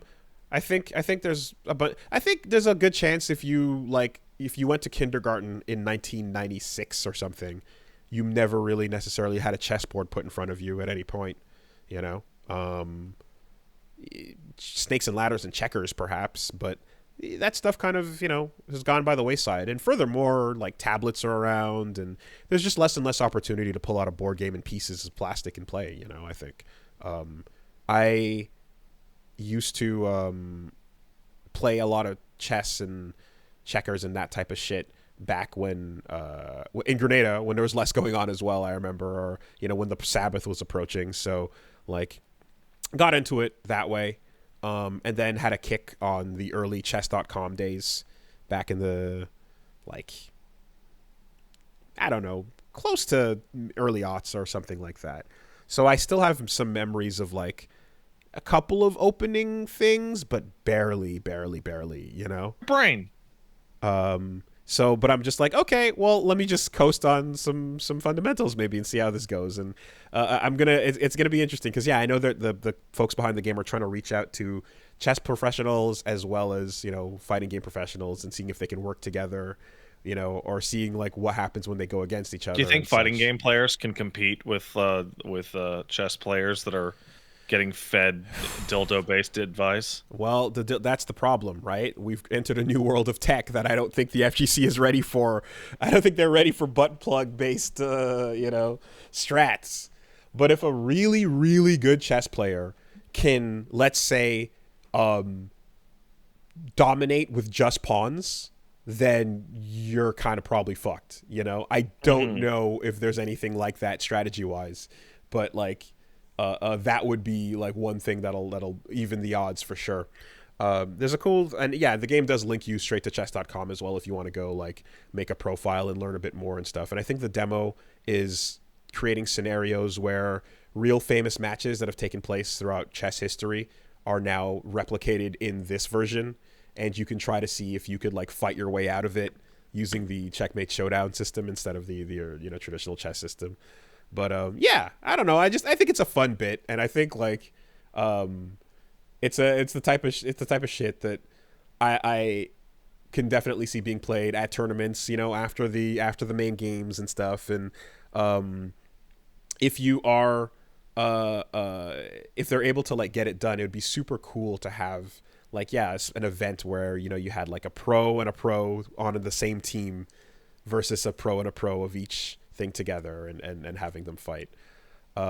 There's definitely a lot of the things that you'll recognize if you've played any anime fighters recently. So, dive kicks, air dashes, and throws and launchers and a couple of things like that. But yeah, go check it out. It's a fun concept, and I support the team over there. Fun stuff. Once I get a chance to as well, we're gonna get into fighting games for that. And then anyone out there in the audience that's a fucking secret Kasparov or a Bobby Fischer, then come bring it. Show me what you got. I also imagine like this is one of those situations where if you play like you're gonna want to get a really good king, because if you're fucking good at king, you can defend yourself against the checkmate and win. Mm.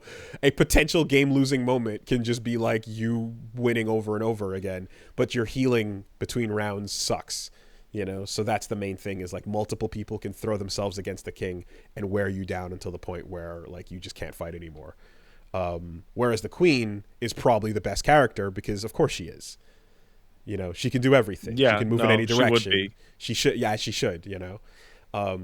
And then there's a fun little detail as well where the king's super involves attacking you with all his pawns, and the more pawns you have left on the board, the more damage the super does.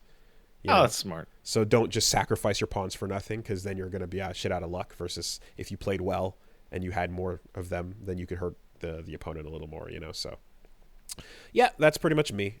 You can check out this week. We're gonna have a bit of a weird schedule because I've got a number of appointments during the week, but we're gonna be jumping back into Bomb Rush Cyberpunk. We're gonna be jumping back into a bit of FF16. We're gonna go for some sessions of that, and then I'm gonna do a solo sesh of Armored Core as well. So yeah, Wooly versus Shoot the gun with the robot. on Twitch and on And YouTube. that game just completely changes once you understand the lock on. Oh boy. It I sure have a does. full LP. I have a full playthrough up of that I do not know how to use the lock on in every single fucking minute of that play. Like fuck. It Like is. fuck. It That is. is the biggest blind spot I think I have ever That's produced. a big one. That's a big one. And it almost hit me. Thankfully, it didn't. But it did for everything up until Balteus. The game is more fun with the lock-on system and used properly. It's a better game, straight up. It's rough. So I watched 2 episodes of the One Piece. Hey, okay. That show comes from a different universe, a different timeline. A timeline where they said, yeah, of course we're making Wolverine yellow. He's yellow. Because like I'm watching and I'm waiting, and I'm like, all right, Helmeppo's gonna show up, and Helmeppo looks like a fucking pile of ugly, stupid shit. Let's see it. The arms. Yo, that guy looks like an ugly piece of stupid shit. All right, all the Buggy's boys look like fucking idiots. Oh wow, they look so bad. Hell yeah. So I want to be really clear. I mentioned this a little while ago when I'm like, I fucking think One Piece's art style is like the ugliest thing ever. I remember. But when I'm watching the live action thing, I'm like, oh, let's see how ugly they're. Oh, it's super ugly. That's exactly how it's supposed to be. Oh, it looks so bad. Oh, hell yeah. Okay. That barely looks like a human being. Okay. All right. That's the energy. Like, and I think it's great. Like, I like Shanks' hair is like so fake. Like, it's so fake red. And it doesn't fit like the guy who's wearing the wig at all. And yeah, of course. I don't know how else you can do an iron jaw on a real person and have him like Gutsman style jaw and have him actually articulate words, you know? Like they're gonna do Chopper next season, and Chopper's gonna be like a child or like a little person in prosthetics, and it's not gonna look like a reindeer. It's gonna look like a fucking jank ass robotic Muppet. Yeah, that's what Chopper's supposed to look like. He's supposed to look like a fucked up little Muppet. Like, right, yeah, that little Timo thing. Yeah, okay. It's so exactly what it needs to be that it makes me look back at like everything that they're like, well, we're modernizing the costume and the look of the characters for the fucking don't. It can't be CG everything the whole should have time. looked like shit forever and been accurate. It would have been way better. Animatronic little reindeer, I think is the hard commit to go for here. I don't even know that, like, I guess CG for the fights or whatever, but for just walking around, they have to because he transforms and changes size and shit. Okay. So like I look back at like the X-Men movies, and I'm like, you know what? One Piece has totally sold me. Every interview with Bryan Singer in which he's like, oh, but it wouldn't look realistic. Like, yeah, no, it's a man with fucking metal claws and a magic man in a fucking wheelchair. Like, it was an era. It was an era of we need to, but adults want to take these comic book characters seriously. So, but it's not serious, right? Like, but it won't. One Piece is right. But we won't greenlight it if Wolverine can't wear a black jacket. You know. Yeah. Also, man, you know what's the one? So this is the One Piece story itself. Boy, it's so nice to deal with something that's so, like, disgustingly sincere. Like, One Piece, to those of you who know video games but don't know One Piece, it's like a pirate story written by the people who made Ace Combat. Right. Just so straightforward and uncomplex and sincere. Like I didn't Luffy, know. why are you gonna do this? Well, because it's the right thing to do. Waka waka rubber man. Oh, you're right. Oh, you've I melted my heart of iron. I mean, I didn't know that as well. Just like this, like one dude on the chopping block said some shit, and then everyone went, "Yo, let's go!" And the age of pirates began. Like it's that simple. You know, it wasn't about a Hey, no, complex it's one world of dude going, "Hey guys, I'm the biggest pirate ever. I got so much treasure out there, and it's all in right. one spot. Go get it." Yeah, yeah, yeah. Yeah, no, it's great. Also, the Paige and I were watching it, and we were both like laughing ourselves silly because of the accuracy they're going for with any character that matters. It is like a spotlight is on any character that matters in the background of any shot. It's so funny in the opening scene with Goldie Roger, and there's all these normal people and normal pirates going, "Oh man, oh, is Gold Roger gonna really get killed?" And then it cuts to a bunch of ugly people in wigs and fucking stupid clown costumes going, "I'm also a bystander." I'm like, no, you're not. You're a future main character because your wig doesn't match your skin tone. Is that thing where the villains grab their wanted poster and like go rah? Is that from the original? No, no, it's not. That's actually added to the show, and Okay. it's like incredible. It's like The a transition fantastic every single detail. time. It's like, oh man, they're doing it. Yeah. It's such a Ah, smart wanted way to poster. establish like this person's a Oh, tough bad bad guy. person, and here's how tough of a bad person they are in money dollar sign. Like it's really smart. But the one that cracked me the fuck up Double dollars is even. is like you like have this sea of fucking like extras and bystanders, and then you cut to a fucking like reaction shot of motherfucking Dracula with his fucking yellow eyes and his fucking pointed beards, and like I wonder who that's gonna fucking be. Yeah. It's No, if not the era of Netflix, this would have been a show on the Sci-Fi Channel. You know, like this easily could have been in that era of I say it, but like MK Conquest and fucking Relic Hunter. You know, but you had to have Bad Cowboy Bebop before this to then have the version where the creator is standing behind everybody with a blunderbuss to their backs. You yeah. know, you had to have that before we get to this. It's really great. Like it's the One Piece live, especially. I sat We down. And I was did like, I have need to that. watch The this. execs would never learn otherwise. They would keep I sat thinking they could get away with it. I And sat that down. I was Jet is like, a I have black to watch male. this because I described One Piece as unadaptable on this podcast, and everyone's saying it's good. So I got to see how they adapt it. What the fuck is Marvel's excuse with 400 shit zillion dollars that Miss Marvel can't fucking use stretchy arms? Luffy's No, effects look great. no, it can't. It can't be weird. It's got to be cool. Don't make it Like weird. he looks great. Like he should look like shit. You Like the can, Marvel like you know what else? because if we want to make like again, it's probably coming from the energy of like if we want you to like have a superhero that you want to be like, and you want to kind of be it's like if you want to be like a pretty like relatable girl that other girls are gonna be like, oh, you can be like her, then stretching into a weird goofy blah, might not sell Oh, that's on, bullshit. you know, there might not be a marketing angle that they're gonna hit with that type of thing, so let's do something a little more aesthetic in the form of powers or some shit, you know. You know what else? It's a I have back something down. to compliment and also shit on for something else.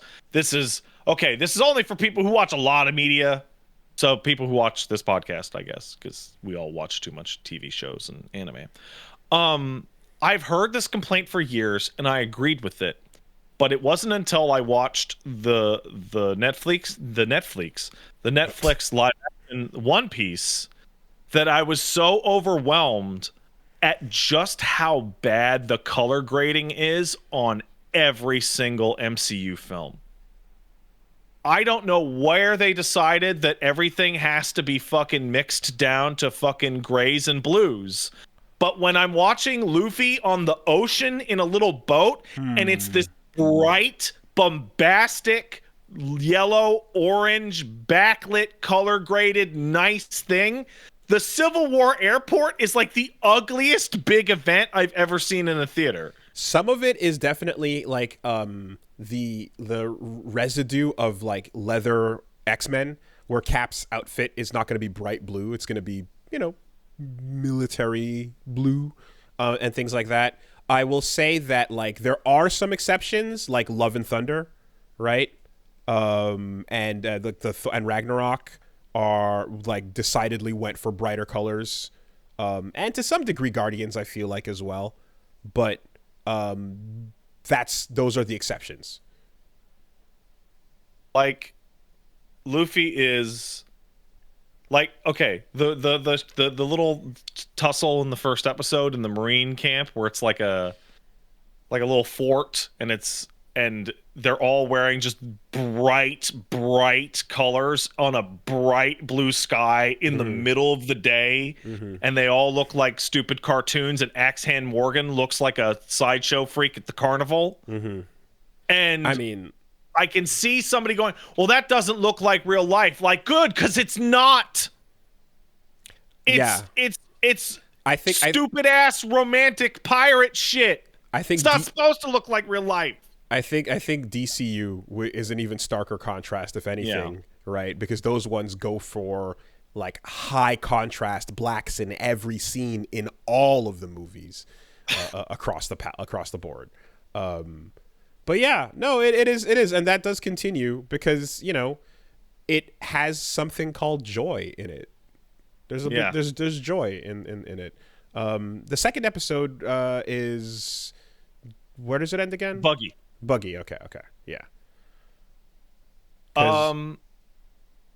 There's only one thing I'm really like disappointed by strongly about the One Piece Netflix live action, and that is I skimmed through the episode list because I'm like, well, these episodes are an hour long. That's cool. So I wonder how far they're gonna get, and the answer is not fucking far. Oh, I couldn't imagine, right? 1,000 episodes. Yeah, but like it. There's so much. There's so much that they're not going to get to. Either it, I imagine your two approaches are you start like compartmentalizing time and making the significant moments happen at breakneck speed.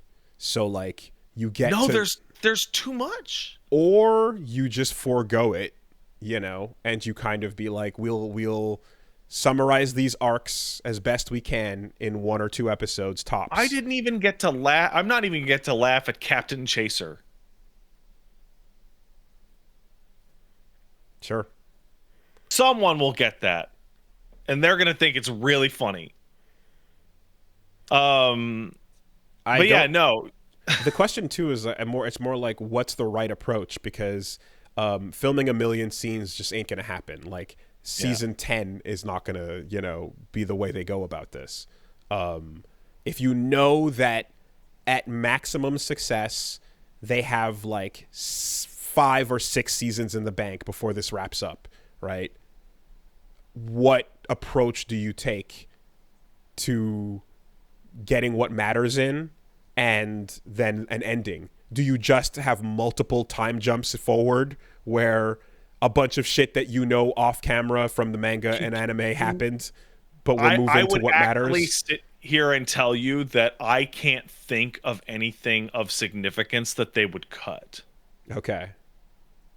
Right. I went all the way up to Skypiea, and I would not cut. Like, there's like a couple shithole islands before Chopper where they fight a dinosaur or some shit. But aside from that, nah, man. Like, imagine turning Frieza into 2 episodes, right?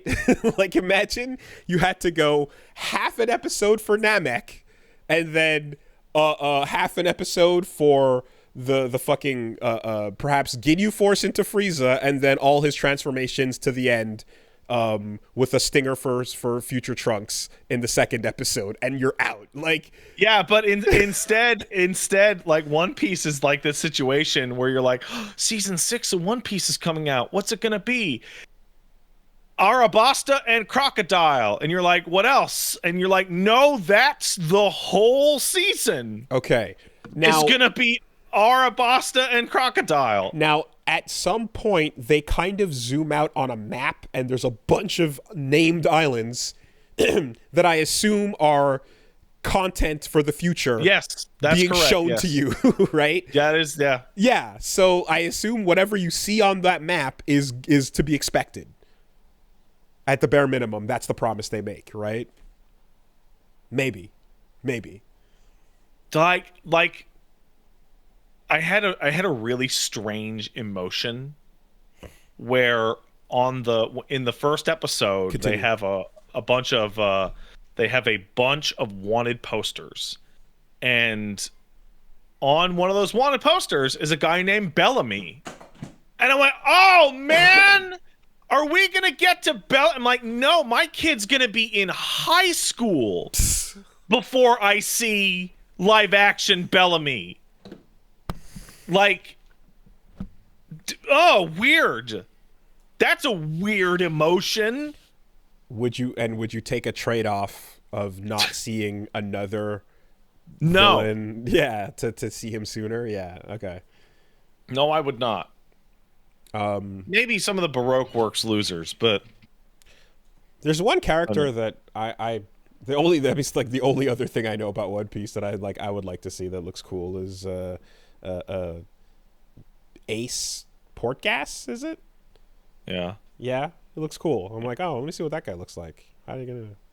What he looks like? He looks like he's gonna ruin a bunch of women's lives. Oh shit! I want to see what the live action, like what's Hot. He's gonna look hot. What Super Chad, right? What Super Chad Brazilian are they gonna get to just roll in there, chest out?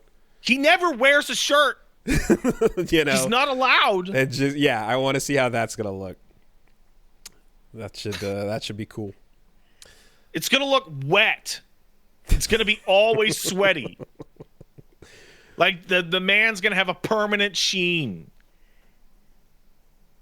Very cool. I only saw him in action figure form, and I went, "When the fuck did Luffy?" And my friend's like, "That's not Luffy," and I was like, Hey, I have a question that's, I guess, a small spoiler for myself, because you've watched the Netflix live action, right? The entirety, or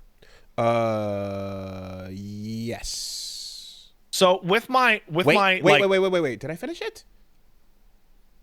Fuck me. Did I get through half or did I finish it? That's kind of a weird thing to not know. No, I think I go. No, I think I got through half. Sorry, but yeah, I was because I was planning to, and then I was planning to, and I didn't. I think I just got through half. Yeah. Okay, so then I guess I'm asking the universe. With my adoration of its slavish devotion to accuracy, no matter how ridiculous the character looks. Like, I've seen what live action Mihawk looks like, and it's like, wow, that is an incredible cosplayer given a studio budget to cosplay as Mihawk. A+, perfect. Is Whitebeard visibly depicted in the show even once? Because the man is like 40 feet tall. He's very big. No? Okay. Cause like he's big. I mean I assume that like some of the bosses, like, or at least the again, the Steeljaw guy, I feel like the anime version of a character that looks like that must be like 5 times taller than Luffy in anime form. So no, that's pretty accurate to Morgan. But when I say like Whitebeard is big, I mean he is like more than Like a twice Titan. as large in every direction as every other character. Okay. Huh. Yeah. And like I remember asking somebody like, why is he so big? And the response was, because he got big. Like, there's a character later on called Big Mom, who is just physically large. She's just big. They'll figure it out. That's it. They'll figure it out. Um, so I would like to see what Whitebeard looks like. Because I want them to just make him really big and have no explanation. Don't even have characters remark on it. Why would they? Everybody knows that Whitebeard is very large. So, I mean, I know it's an old reference point, but like, grabbing for what I can, I'm just reminded of Trigun, where like the Nebraska family and a couple of villains show up in that are just giants, like Titan-sized giants, for no reason. You know, like someone just gave birth to a humongous colossus, and it's a person. But whatever, that's part of this world. You know, shut up. I would Also, just want here's to the mention, wanted poster. some people being confused. I should mention, back in the day, I actually watched the first 250 episodes of One Piece. But I died because of the horrible pacing of the uncut down anime. Oh, you've seen a good bit of it. Okay, okay. So all the way, that's why I say all the way up to Skypiea and the fight with Enel.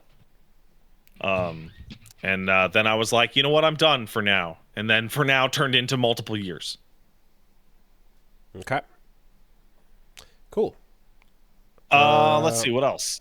Oh. Oh. So I beat Act 2 on the Baldur's Gate 3. That's a full trilogy of games. In one.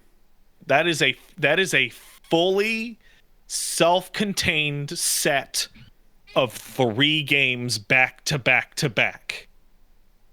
I have never played a game that feels like this. It is so crazy.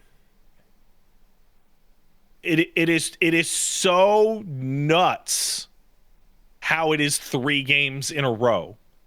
Like it is Mass Effect 1, 2, and 3 back to back to back. From spending a little bit more time with it, Okami. It's Okami. Okami. Now, Okami overstays its welcome, so we gotta, keep an eye on this one. I have a sneaking suspicion that Baldur's Gate 4 is the best one, and that Baldur's Gate 3 is the second best one, and that Baldur's Gate 5 is the least best one. Gotcha. Okay. I will say this, that like the stuff I liked in Mass Effect in terms of conversing with the crew and getting to know them and shit, like from just fucking around a little bit more on my own, like it's crazy how much more of that there is, because every mission in Mass Effect, you run around the ship trying to get a little bit more dialogue and a conversation out of somebody, and there's usually a couple people have some things, but a bunch will not everywhere, and you squeeze a little bit out of them here and there, and then if you're Paragon Shepherd, you get a little extra talk with this guy. And if you take this person on this mission, you're going to get that. And this game seems to have that, of course. If you have the right person in the right cutscene, then they're going to give you the right little flavors. But instead of every mission being the moment you go back and get more, it's every night, right? It's every single interaction with almost every single character of note. Okay. But just in addition to this, I'm assuming like every mission progression point, all the things you'd expect from the way a Mass Effect game would go with the dialogue, just having a rest into camp where a whole bunch of fucking relationship things go to, like a miniature little citadel every day, and it's a lot, and it's like, oh wow, what a awesome... You do burn through those. There's only so many of those interactions per long rest, but that's a really cool way to do it. And of course I'm thinking of when I played my friend's D&D campaign, how like at camp we'd talk and bicker and do some shit, and then you set up watch, and that's pretty much it, and you prep your spells, and then you go to bed. And then see if you get ambushed or whatever. But like the amount that goes on at camp here is like a whole fucking, just all the relationships forming and all the it's wild. Every single day you just have that ability to just drop into your content relationship zone and then drop out of it. So Paige is playing her campaign on this alongside mine, and so like I'll be like fussing with the baby or something, and she'll be hanging out and doing Act Two stuff. And the amount of shit. So I'm playing the game on camera, and I'm trying to scrape everything, and I have a chat, many of whom have beaten the game as well, being like, "Hey, maybe you missed something in there, and you missed something in there." And she opens up her inventory. I'm like, "Where the fuck did you get that?" Mm-hmm, So, oh, I mm-hmm, picked it up over here. Where'd you get that? Oh, I mm-hmm. picked it up over here. She recently switched over to a sorcerer, and like is encountering variations of events that I was never privy to. So there's a there's a sequence somewhere in the game in which you want to convince a bad man to give you a lantern to protect yourself, right? You can try, you usually end up fighting him for it and killing him, yada yada. Because Paige was a sorcerer, she was able to not only convince him to just give her the lantern, but then he's like, "But I'm not protected." She gets a sorcerer deception roll unique to her that goes, "Yeah, you wave your hands and say, and do some sparkles and go, okay, you guys are protected." Wow. And you pass that deception, and then they just walk out of the lantern's light and fucking die. Wow. Wow. Wow. Wow. Wow. That's cool. So that the have you you're playing with your controller, right? Yes, I am. Have you played with mouse and keyboard at all? A little. Okay. I tried that for a second and it feels like a completely different game. It is. It's wild. The HUD change right off the bat is like, "Oh my god, I see now what you're actually designing this game to be." And it encourages you to, one, just like you walk to whatever spot, and then every option is just like a quick instant click away. Yeah. That like when you're on the controller, pulling up the time stop frequently to be like, "Okay, wait, which one am I grabbing here?" Oh, I don't time stop anything ever. Okay, I there's a couple times where I needed to do that because I was like, "Okay, wait, what's going on?" Because it's just, you know, a lot. But like on having everything just laid out with the mouse shit is like just a very different version of that game.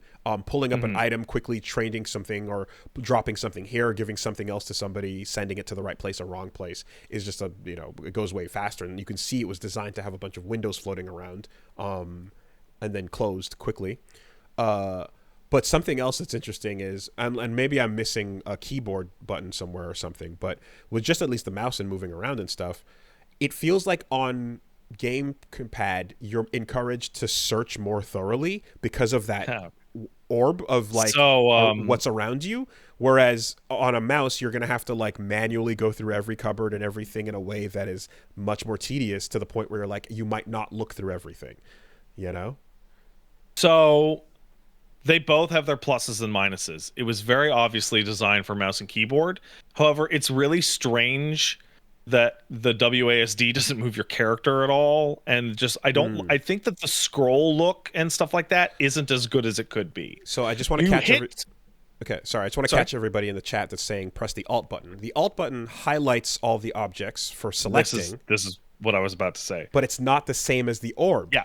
So Alt highlights everything. However, the area search feature, which you get by holding down X or A on your controller, is unique to controller and is more reliable than the highlight button, because it actually picks up items that don't highlight when you hit highlight. You can also highlight on controller by clicking in the right stick. So the general gist of it is that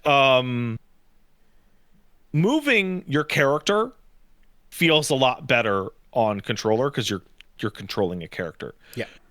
Using a lot of your skills is generally feels better on mouse and keyboard because you're just clicking the spell levels and whatnot. And I find that managing your inventory, it's a plus or a minus. Like, I think that the ability to highlight a shit ton of items on controller is fantastic. They had to add that second to mouse and keyboard.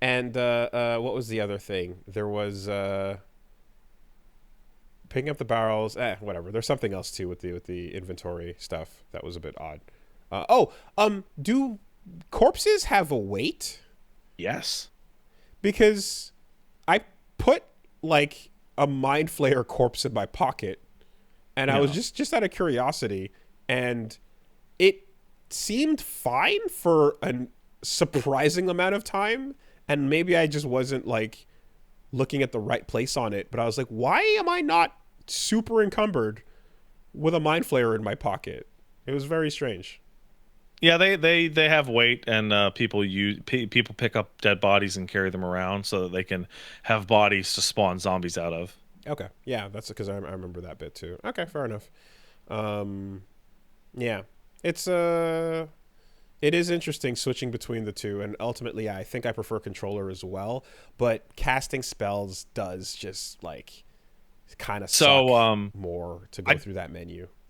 I do a lot of inventory management and like menu management in games because I really like to make it nice and pretty. And it took me a little while to figure out how to do that in Baldur's Gate 3 with the radial menus.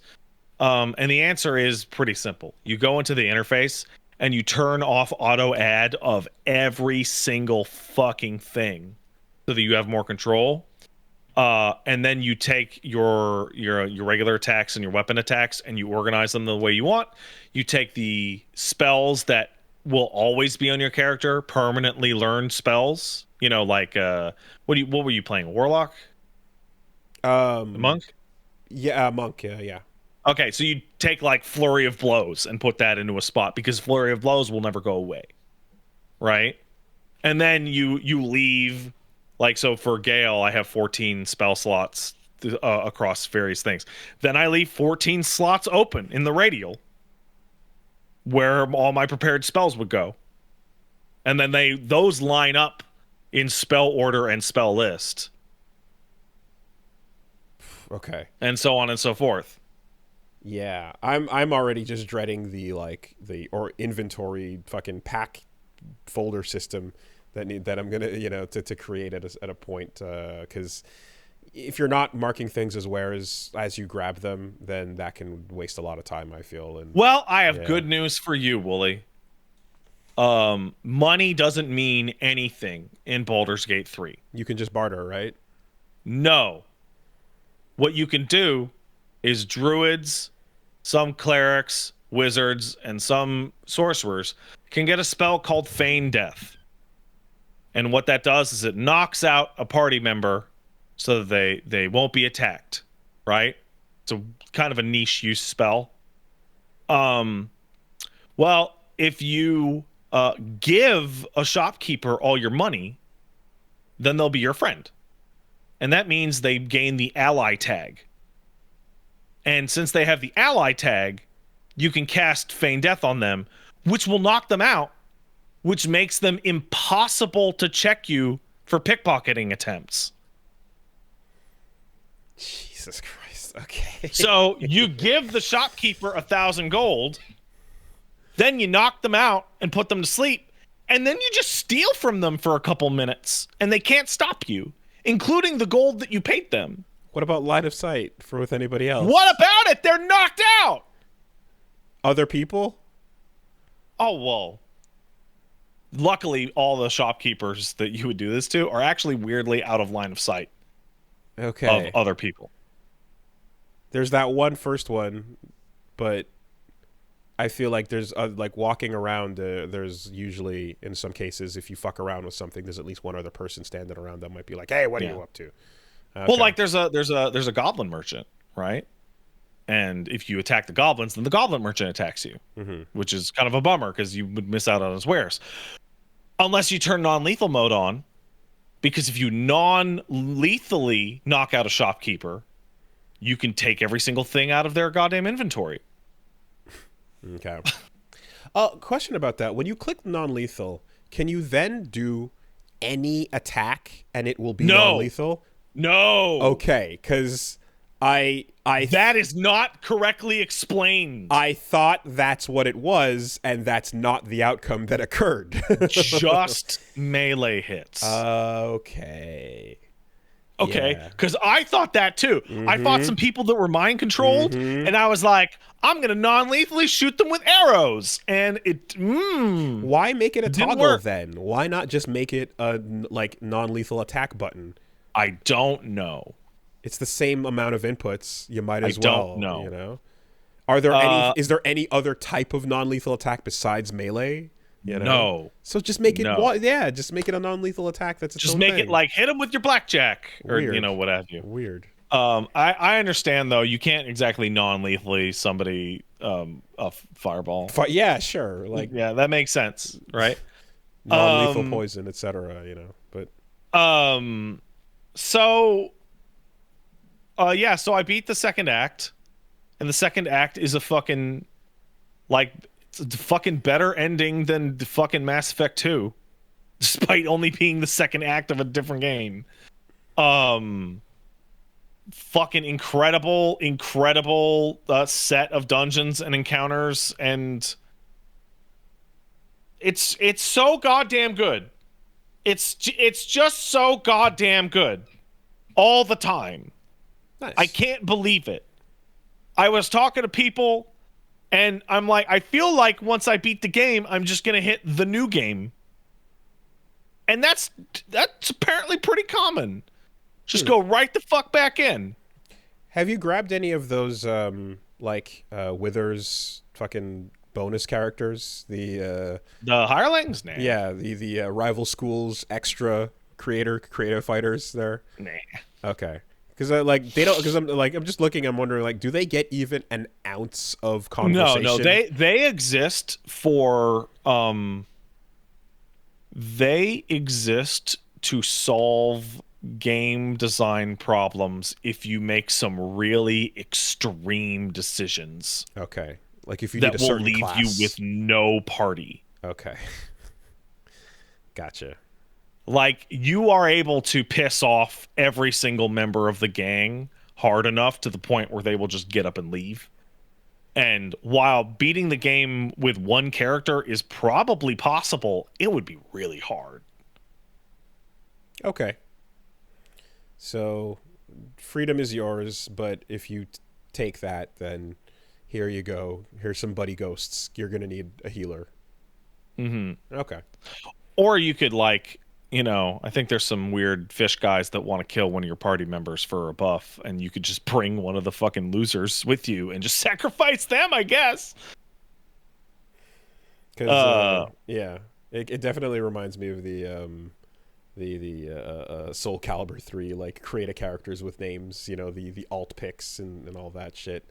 But they did have a paragraph of sort of backstory, so it's I wonder if any of those are actually content or just No, I don't nothing. think they are. Okay. Um, Also, is it important to read books? Sometimes. Okay. Notes? There's at least one encounter that I was only able to solve by reading books in the nearby area. Okay. There is one book that is very strange. I found a book that was like diary of so and so that just told me what the whole plot of the game was. Oh, wow. Okay. Like, this is what the evil plan is. This is how it works. This is who's involved. And I was like, oh. But the game, it's so wild and out of place because I can't act on it. Interesting. Okay. Because I definitely, as someone, the way I play through games, especially when on camera, is I come across lore, and I'm usually going to read it in a lot of cases. But in this, there's libraries you're rolling past, and it's at a certain point, I'm like, okay, I don't think we can sit and read every 2-page, 3-page spread we come across when there's a ton of them in a given area. Otherwise, we're stun locked for the rest of this fucking hour, So Yeah, no, I skim them. There's only two types of books that I found to be important at all. One is all the books inside the Wizard's Tower, because sure. and then there's a kind of disc, like alien disc fucking thing that you read that are Githyanki, what do you call it? Githyanki, like text, Okay. and like a lot of that has like important shit in it. Okay. But yeah, no, games A plus. I mean, I'm heading into Act 3, which is apparently like still 40% of the game. Oh Jesus. Um, so I'll let you know. But so far, this is probably one of the best games I've ever played in my entire life. Like they actually have like lived up to the legacy of like BG 1 and 2, which seems bordering on impossible. Um, what else? Oh, I played more Cyberpunk. Yeah, Cyberpunk's good. Cyberpunk's really good. It's nice that they finished that game. It is pretty nice that they finished it. Um, yeah, all I want to talk about with Cyberpunk is how unbelievable the fucking ray tracing is. Like, I was doing like generic side quests, the ones that don't have necessarily story content with it, Mm-hmm. and I chose to walk on foot instead of use my car. That is the only game I have ever done that in my life. Did I? That's I mean, a little bit of that energy in Death Stranding sometimes, but the did I see correctly that there's a trailer where Idris Elba ends with saying the The game game is is fixed? fixed. Yeah, That's amazing. That's really funny. so strong. That's the fuckest strongest thing I've ever seen marketing related for a video game like all year by far. That's wild. The game is fixed. Wink wink nudge nudge. We Nice. fixed it. No, they actually really did. Nicely It done. is I don't know how to explain how different it just feels moment to moment because it's all fairly subtle. Like you read the 2.0 change list and it's like skill tree changes and this and that, and it's like from 1.0 to 2.0 it feels like a completely different fucking game. I think I said like a year ago, I hope we enter a future where suddenly this just takes the time to do the things that Witcher did and all the stuff I've been hearing about with how the quality of life improved, so that when we just like hit a point where you're like, hey, Cyberpunk is awesome, there's a lot of cool shit, and the setting is very cool, and there's no caveats to it. We're now here. That's great. We've Yeah. hit that point I Like was talking about. I sent Sick. you a tweet that I had made where I took a screenshot of a fucking river next to a Yeah, bridge. yeah. And I'm like, and it's like it's running like a regular video game in addition to having perfect reflections off of absolutely everything. So I saw that the other thing with the door that opened. Yeah, I saw I that got clip. confused. That was wild. I walked up to a sliding glass door and opened it and got really confused that the geometry of the room I was walking into was not what I expected because the reflection was so intense. I was actually looking at the room I was entering from. It seemed as if there was a hallway curving to the right, and then it just wasn't that at all. Like It's pretty. it's remarkable. It's the first game in like a really long time that I'm sitting here going, "Fuck, that looks really good." Like every time I sit down with it. Yeah, I'm wondering. I mean, I have it on PC, but I'm wondering.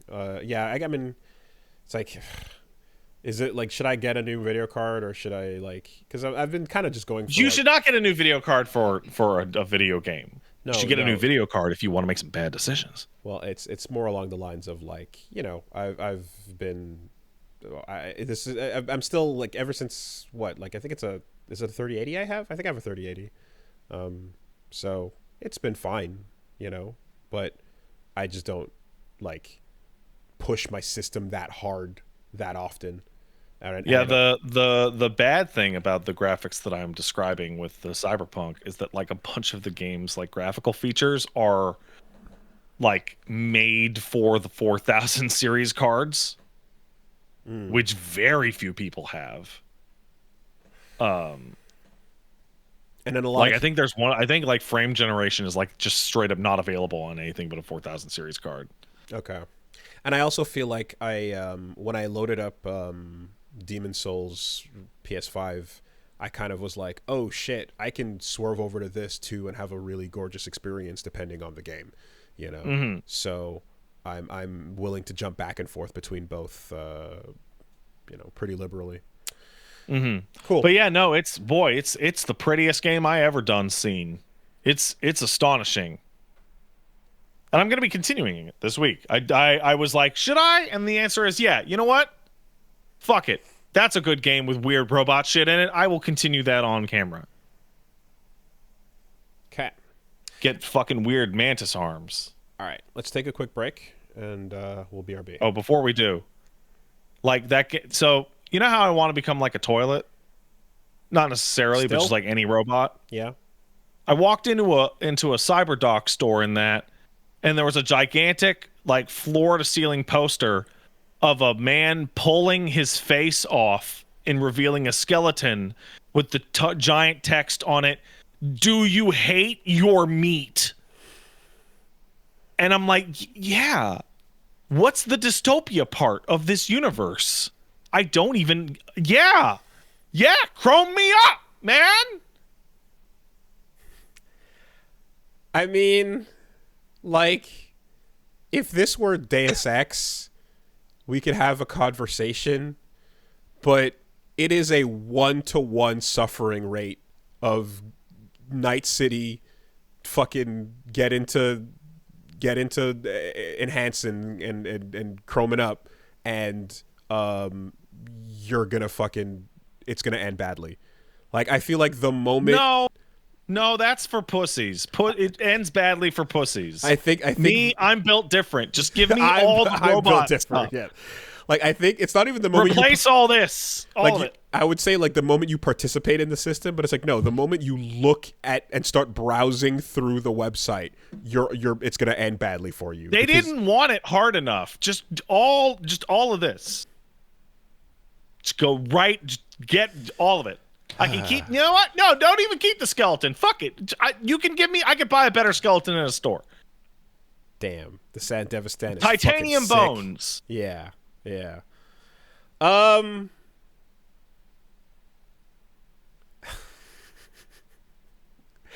Again, have you tried just not going cyber psycho?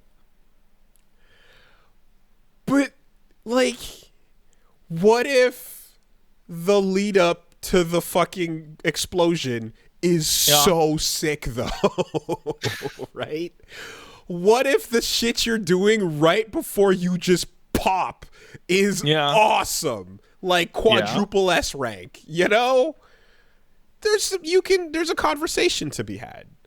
That's again, you can I feel like you can negotiate with Night City to at least be like, all right, can we end it in a fucking sick way? Yeah, okay, let's do that. The house always wins. I can't even pick what kind of arm I want to keep. Blaze of Glory. I love the ability to go to the store and just like, you know what, I want the big arms now. No, I want the slicey arms. No, I want the arms with the gun. That's great. It's like switching out your headphones, but it's your arms. Does in gameplay wise, can you fuck around without cost in the same way you can with like Armored Core? Like, is it refunds? No. Okay. No. It's expensive. Yeah. Yeah. Okay. Yeah. But all you got to do is go kill more people and steal their guns, and you sell their guns, and then you can get more body parts. Yeah. Okay. There you go. Fair enough. Cool. All right. BRB.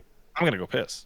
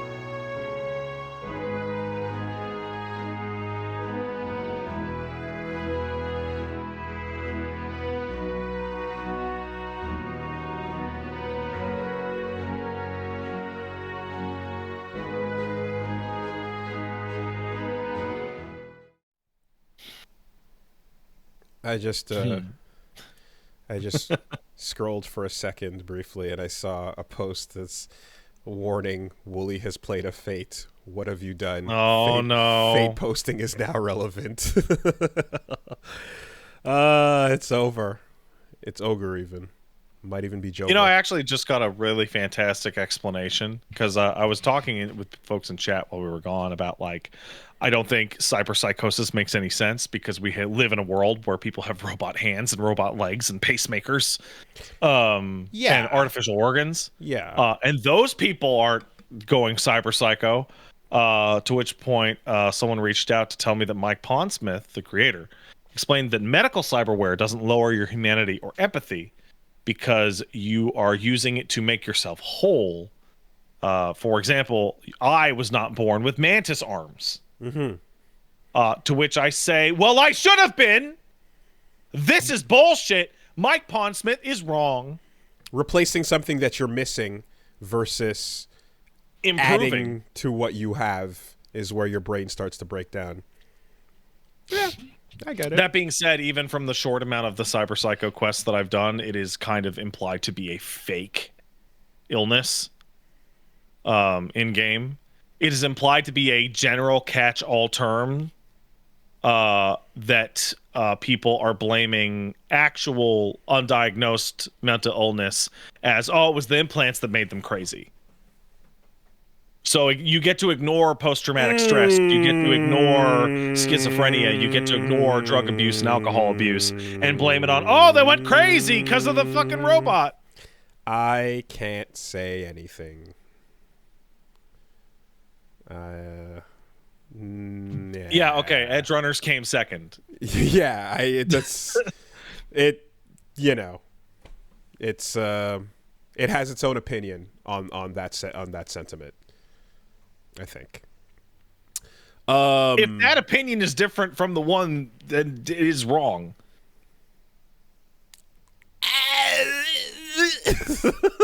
I don't know.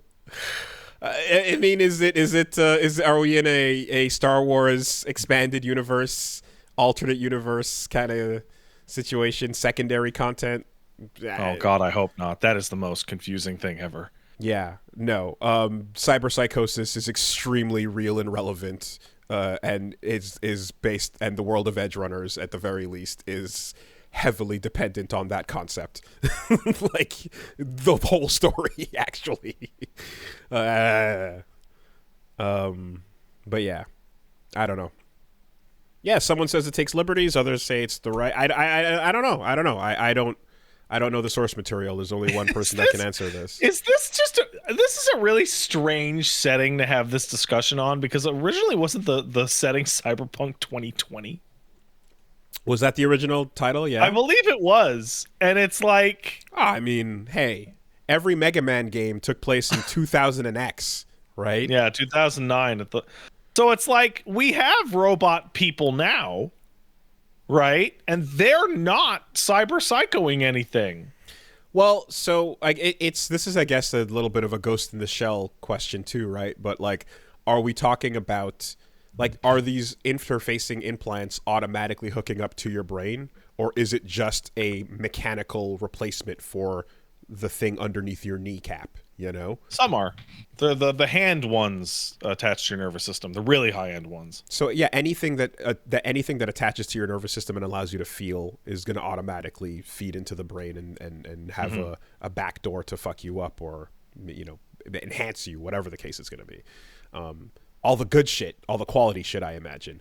There must probably be people out there, and I wouldn't be surprised if there's a side quest with somebody that is like, you know, got fucking peg legs and you know, like a war amp kind of just fucking arm replacement and whatever. But obviously the shit that's gonna, you know, affect you is the shit that is good in quality and actually makes it feel like you have a better arm than the one you had. How else are you gonna rock that Magnum dong, you know? I think replacing your body with robot shit makes you go crazy.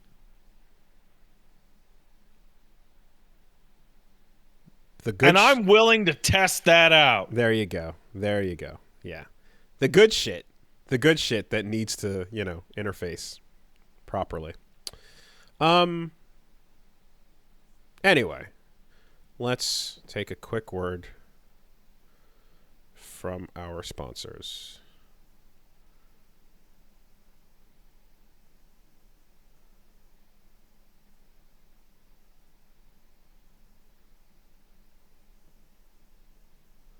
Why are you loading so slow? Say, are you okay there, Wooly? It's taking a sweet time. Taking a So, second? what you doing, website? Come on. Dude, the beginning of Cyberpunk has you run into the Maelstrom, which are guys that have gone fully 100% cyborg, and it's supposed to be like, wow, look how out of control this shit can get. And I'm sitting there going, this is the coolest bunch of guys ever. Yeah. Um. Does like well, do you how do you feel about like Faraday, like just looking at him? I think Faraday picked out his enhancements along with his suit. Yeah. Yeah, okay. Yeah. It's a complete look, right? And it's definitely that energy of like I don't want to talk to you for very long. Just everything that your brain fucking hates seeing from the corner of its eye is actually happening there, and it's always like, I'm gonna look down now. That's a power move. Think, I'm halfway through Edge Runners, but I only got to see Faraday once. Okay. And I'm in love. I'm in love with Faraday. I think having the fixer that tells you don't need to know anything being named after a cage that prevents information from Exiting. escaping is really, Pretty really good. good. Pretty good. Pretty good name. And also, like, I just feel like that the eye implant, like that look, that little taste of intentional discomfort, right? That is not like a visor. I'm sure whatever that's provide information it's providing him with and all that could be presented in a more aesthetically pleasing way, but it's just maximum visual discomfort and like non-humanity in that specific decision is a great design element. Excuse me. Okay, here we go. Sponsors time. This week the podcast is sponsored by Green Chef. That is not a chef that is green. It is a chef that is serving you healthy greens. But I would be down with a green chef showing up at the door. And I'd be like, "Damn, you probably eat healthy. That's why your skin looks so green." What? I mean, I remember. Anyway, whatever. uh, maybe if you fall in the jungle for a while and coach yourself in the jungle sludge, you can. Ed Blanca ate a lot of healthy That's greens. it. That's it. That's all I'm trying to really. No. Look, Green Chef is going to get you healthy meals every week straight to your door, no matter what your diet is. If you want to go with a vegan, vegetarian style meal, as well as a keto or paleo, gluten-free, or just a balanced regular meal as well, you've got all kinds of options available. And Green Chef is the #1 meal kit for getting you clean, fresh ingredients. Seasonal as well, so it's constantly switching it up with a ton of options for you. You can get yourself looking at October 80 plus weekly options to pick from. 80 options. Nutritionist approved and foodie approved recipes. You can choose from a bunch of quick and easy or calorie smart delicious discoveries, plant-based options. They've got it categorized in a bunch of different ways for you, so you can browse and find something to your tastes. And of course, whatever you get is, again, not just chef picked, but easy to make. And in some cases, if you're looking for like calorie smart, everything's going to be under 650 calories, for example. Protein packed meals, making sure you get at least 40 grams of protein and stuff like that. So I'm currently, I'm out of the program. I've finished it, and I'm, mentally paying attention to stuff like that as well. So those numbers up front are pretty useful for keeping healthy with my current intake. And yeah, lemon garlic shrimp is goddamn delicious, and I won't have anyone tell me otherwise. That shit's dope. Get in there. I could go for some right now, honestly. Hell yeah. I feel like my entire childhood was a lie. I was not allowed to eat shrimp. And then I What? just, you know, the Lord didn't want me to have shrimp, so I was not allowed to have Really? shrimp. Yeah, it was one of those things. Because there's a passage that implies that seafood without scales is a no-go. So fishes were good, but like crustaceans and anything too like squiddy was just no good. Shellfish doesn't count as fish, you know?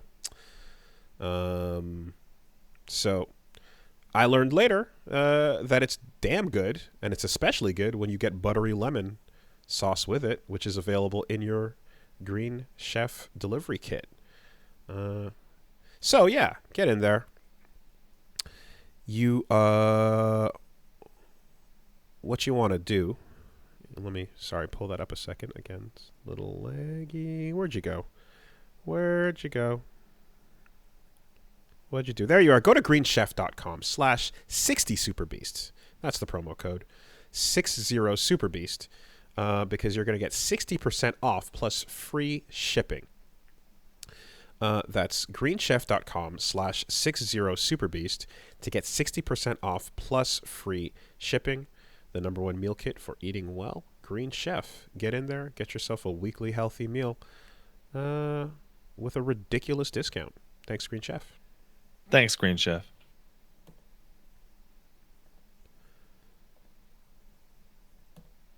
This week, the podcast is sponsored by ExpressVPN.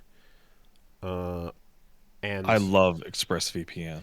real simple, real quick, on a regular basis, that is the one-button solution to many a follies is what I'll call them, with the modern-day internet, trying to deny me access, trying to snoop, trying to get my data and tell Stop me trying what to snoof my data. don't snoop my data. I hate it. Using the internet without ExpressVPN is like leaving your laptop exposed at a coffee shop table when you run to the bathroom. Most of the time, you're probably fine, but what if one day you come out of the bathroom and your laptop is gone? Right? That's insane. You got to take it with you. Or just, like, don't go to the bathroom. You can just stay right there. Never. You can just, in the coffee Never shop. again. No, listen, ExpressVPN is here to protect you. Every time you connect to an unencrypted network, be it at a hotel, a cafe, an airport, you can be sitting in your own lobby, in the lobby of a hotel you're checking into, and you're using the room Wi-Fi. And just like that, your personal data can be accessed if someone's trying to snoop around and hack. They can get access to financial details, passwords, all kinds of stuff. It doesn't take a ton of knowledge these days. You can just get some cheap hardware. Even a smart 12-year-old could do it. And your data can be sold for thousands as well if you have your ID and sensitive information on it. So protect yourself against all that. Plus, pretend to be in other places so that you can play games and watch cool stuff. That's pretty good. It is pretty good. That's what I'd like. So, secure your online data today. Visit expressvpn.com/superbeast. That's expressvpn.com/superbeast, and you'll get an extra 3 months for free. expressvpn.com/superbeast. Thanks, ExpressVPN. Thanks, ExpressVPN.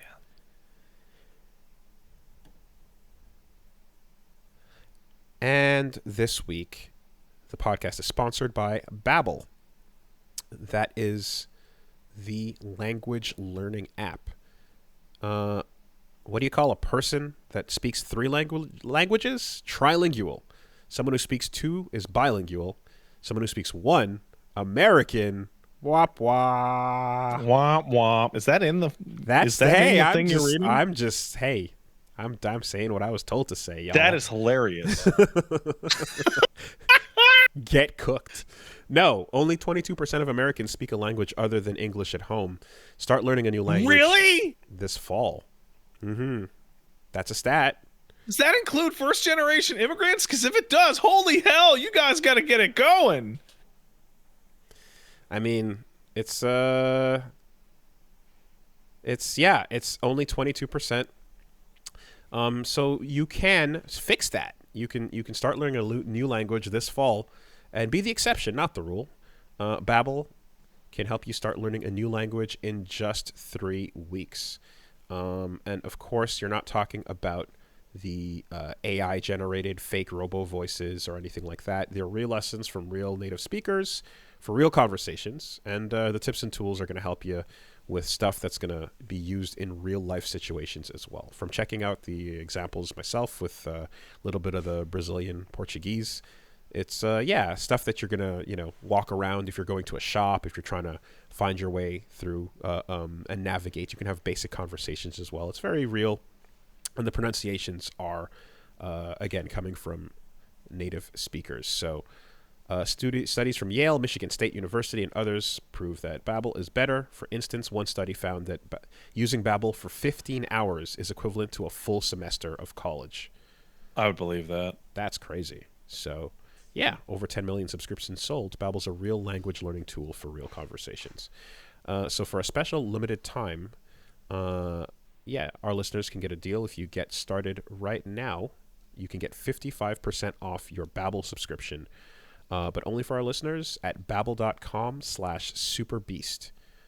That's 55% off at babbel.com/superbeast, spelled BABBEL.com/superbeast. Rules and restrictions may apply. Thanks, Babbel. Thanks, Babbel.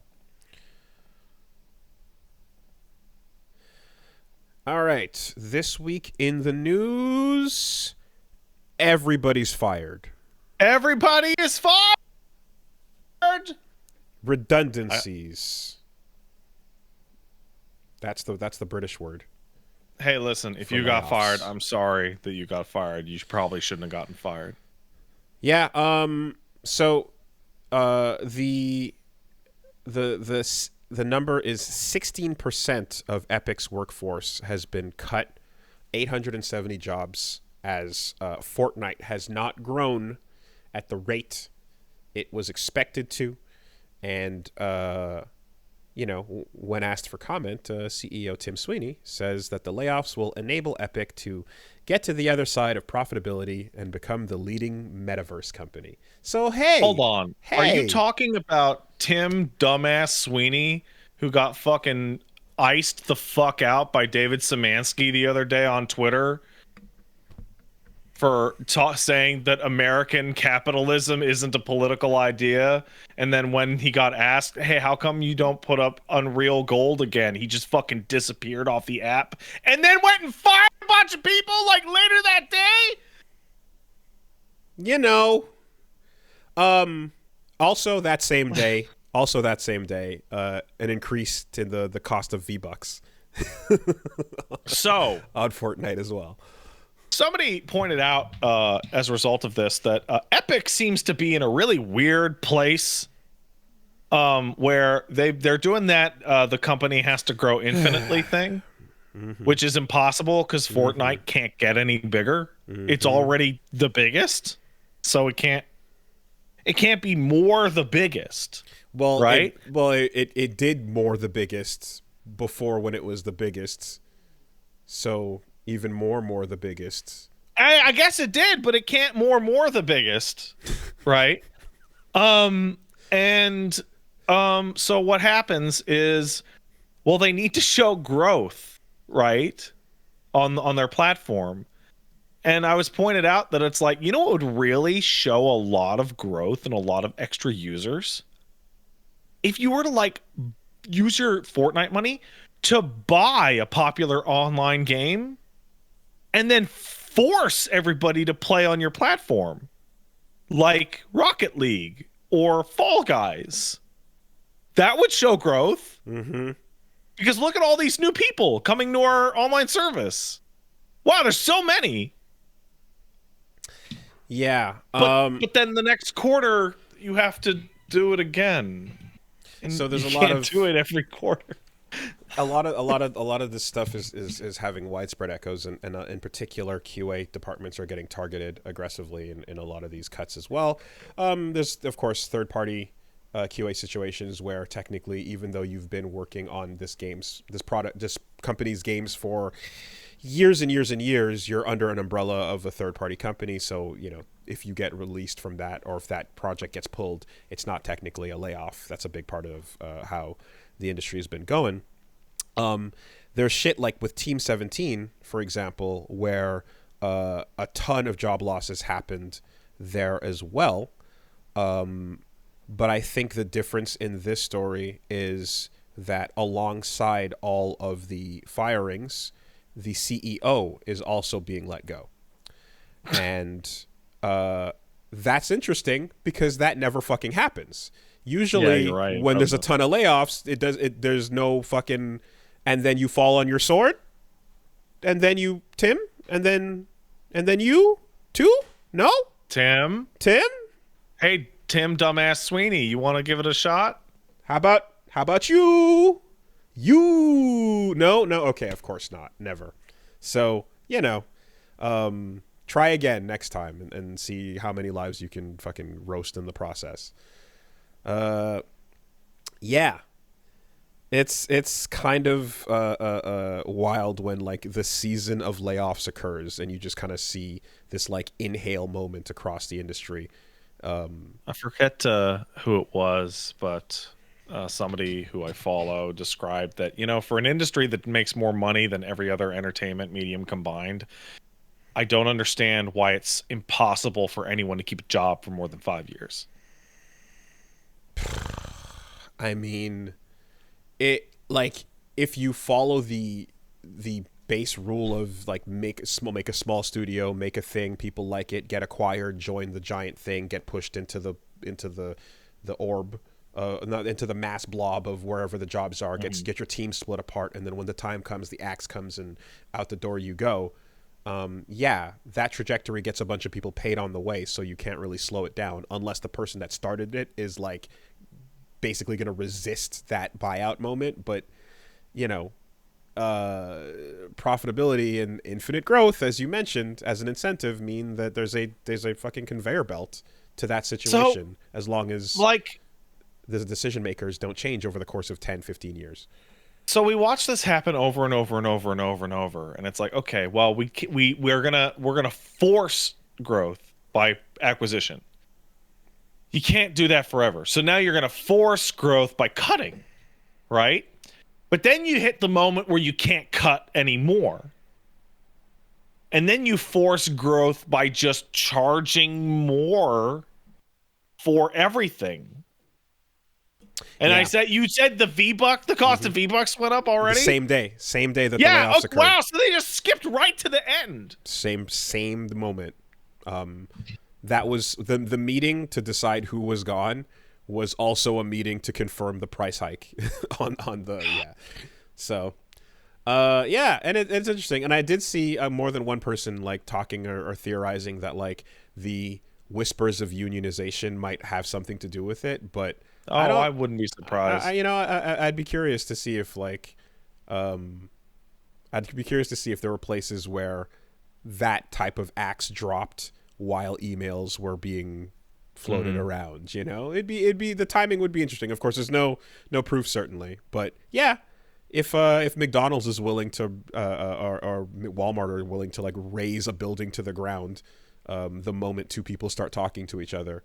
I don't see why larger business, video game industry companies wouldn't do the exact same shit. So, yeah, What a bunch of fucking stupid assholes. The part that hurts the most is this is going to make us agile in the metaverse in space. the And it's that's the like, oh, yeah cool. I got fired so you could burn money in a toilet? the decisions you made that led here are It's going to be like, now we can double down on those decisions. Actually, the good ones. Yeah. Anyway, I point out the Team 17 situation just because it's like that is a highly unusual outcome whenever this type of shit happens.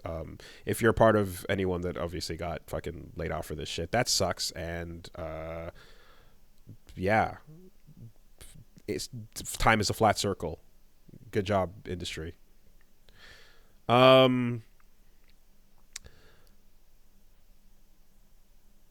Was there another company that? Here, I thought I no. Okay. Anyway. You remember when Tim Sweeney was like the Epic Store is going to be a haven for NFT and crypto games because Steam is so stupid they won't allow them on their platform? That was like 6 months ago. I mean, I remember when they were making the buyouts for exclusivity that small publishers like literally were like, we have to take this deal. Hmm. You know, the offer you cannot refuse. Anyway, alongside that, hey, Devil May Cry though, right? So, very, very, very brief 2-second look at Devil May Cry anime on Netflix. I thought this project was kind of dead. I also thought that. I was very surprised to see that it's still happening. Not only is it, though, originally it was supposed to be, I think, a live action project when Adi Shankar was first doing interviews about it. And I think at some point it turned into not that. But yeah, Capcom Studio Mir, Adi Shankar, Netflix. We see Dante. We see Dante with a couple of like design elements that look like every Dante fused into one. They've been cherry picked from every version of every Dante. He's got the DMC Dino Amulet. neck amulet. He's got the hair and jacket He's got the back like, of the jacket from 5. shoulder pads, all that jazz. So yeah, we'll see. And I think confirmed no Ruben Langdon because he originally replied in to a tweet saying, "Hey, he didn't get contacted about it, so that might be the end of his Dante." And then it got deleted. So new Dante voice. We don't know who though. Yeah, Probably Chris Pratt. not enough to go on based on what we've seen. Though I will say again, I wonder, maybe is now the time for me to go back and watch the original anime? Because I No, never did. it never is. I No. never did. Oh, it is I watched it. It is a massive waste of your time. If you want to waste your time, yeah, no, go watch it. But it is wildly pointless. Was Bayonetta the one that was better? I don't know. I can tell you that the DMC one is bad.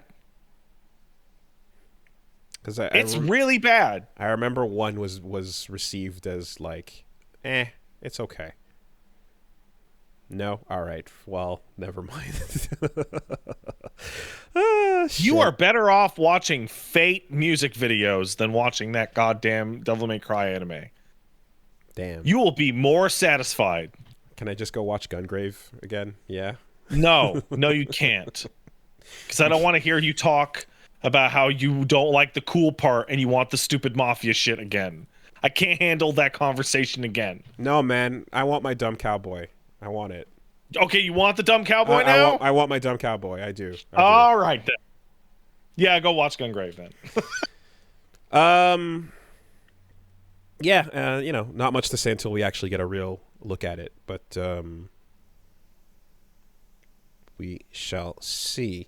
I don't know what's happening, but like, okay, so the KOTOR remake trailer. Oh man, this is such a lie. Got deleted, and then PlayStation deleted the tweet that was announcing it. And everyone's like, that's not good. Why would you delete the announcement of the project? Not even saying you're going to delay it or anything.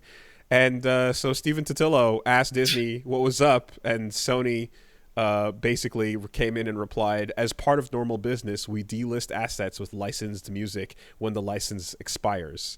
Yeah, Now, you're right. You know, there's a lot of upcoming projects that have their licensed music what expire the as part of fuck? a licensed deal, and then you delete all mention of them ever existing. That happens all the time. Man, that's so weird. That is, it's just a lie. They're not ready to have the press release to announce that it's dead. Like, But like what? Like what's the dude, those, What's the benefit? I just what's the benefit to the lie? I don't know.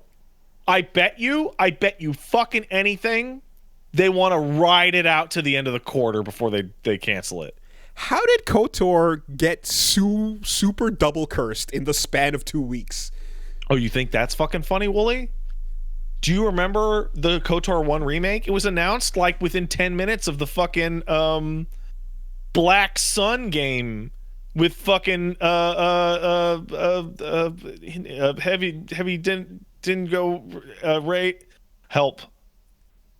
David Cage company Fahrenheit Quantic Dream, Quantic Theory, quantic Quantic theory Dream. quantic dream David Cage, that Star Wars game, that is also super not going to happen at Well, all. yeah, for sure, but that was foretold and prophesied by Dick Butt. Like that was never meant to Yeah. be, you know. And my chest and throat, thank you for that. But um, the KOTOR shit in one fell swoop, man. You know, if you dared to have hope, like I suppose I did for a second, I think there was you a know. quote from somebody, it's not necessarily related, but like Sony saw what they had and said it's not cinematic enough. Yeah, I just you don't want them. You like when you say a KOTOR remake, like I'm pretty sure like if they're thinking of a complete and utter fucking reimagining FF7R style thing, like you're out of your fucking mind. You're not gonna I you're know, not like, funding that. That's not what you're going for. A gussied up thing of assets are prettier, but we're basically doing the exact same camera shots and fixing the bugs is more or less all people would expect at no, this there's two point. ways to do it now. There's turn it into an action RPG like Mass Effect with a lightsaber, or make it a turn-based over the isometric game that is basically just a Baldur's Gate 3 knockoff. Because KOTOR's a fucking D&D game, I know. like deep down under its guts. I just think that's reaching. You're just reaching too high. You're reaching for the sun on that. Even like Which one? the one where you go, ooh, Baldur's Gate 3. Maybe we can like. That's actually closer to its original than the first option I offered. Like if they remade KOTOR 1 with like a new high budget yada yada, it would be a fucking Dungeons and Dragons Star Wars game from an isometric perspective. KOTOR 3 is never happening. It's just Oh it's fuck just no. infinitely dumb. Alternatively, it already happened. The It's Old called Tor. Republic. Shut the fuck up, doctors. You're a lying piece of shit.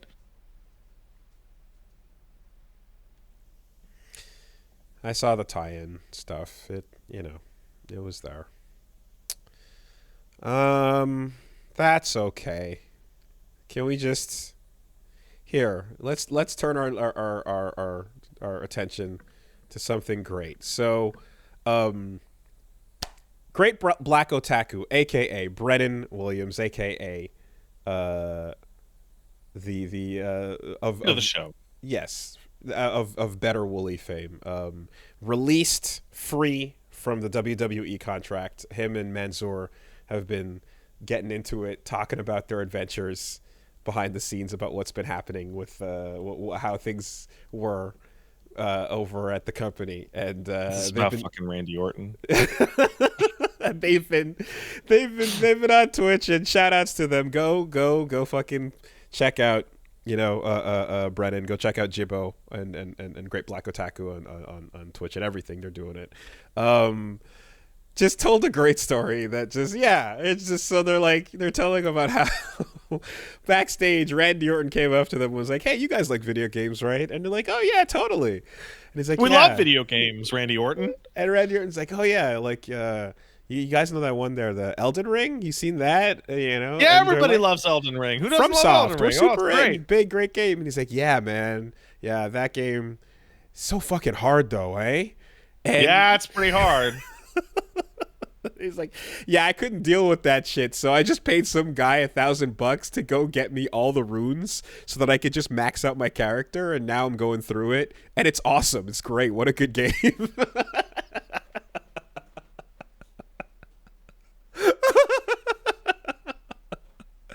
I'm like, yeah, Apex Predator, baby. The Legend Killer. Absolutely. That's how you get to the top. You pay some kid $1,000. Dude, that is like a worthwhile $1,000. That is like What? whoever offered to do that. Oh. Ooh, very good deal. God. Man, shoot yourself into a work, back into a shoot. That's so good. I love that behind the scenes off camera. That's actually what he's like. Yeah, yeah. So just fun tales like that over with Brennan. That's good. That's good shit, man. Hustle or scam? I mean, look, I told the story about the kid that was at my arcade back in the day that for $20 would max out your Gauntlet Legends character, you know? So that kid got paid. That's worth it, man. Yeah, there were that's many worth it. people that didn't want to do it, and the machine was stuck in this arcade that you could only go to for whenever, you know, after school or something. And he just was on it all day, and he's like, if you want it, I'll do it for $20. And people fucking did it. That's a hustle. He did it, man. I have no hate. Good times. Bro, that takes like an afternoon. So I imagine, yeah. So I imagine for for Orton, it was just like connect, drop off items, and peace out. You know, like, but anyways, let's take some letters. Oh, wait, before that shit, 8 hours ago, Sergei Galyonkin, who's leaving the Epic Games, wrote a bunch of stupid bullshit about them leaving, but had this to say in there, quote, now Epic Games is on its way to transforming from a game developer, engine creator, and publisher into a platform, Epic 5.0. I am not a good fit for this new version of Epic. It requires people of a different kind. End quote.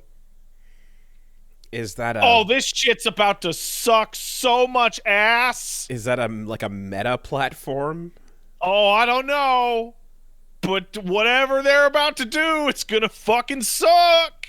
How can you, with a straight face, say that you're gonna direct everything towards meta when you This guy on his way out, by the way, and also like drinking the Kool-Aid.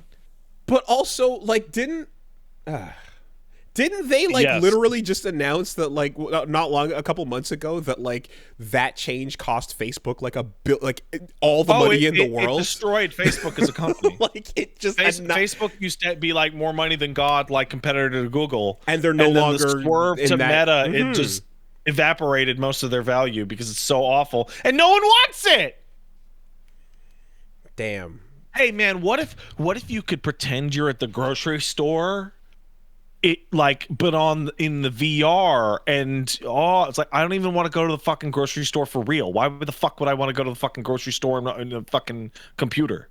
But maybe you can just will it into existence if you're stubborn enough with magical thinking, you know? Like it's like, so funny how like metaverse came, like the push to metaverse was like, right next to VR chat becoming this huge fucking thing.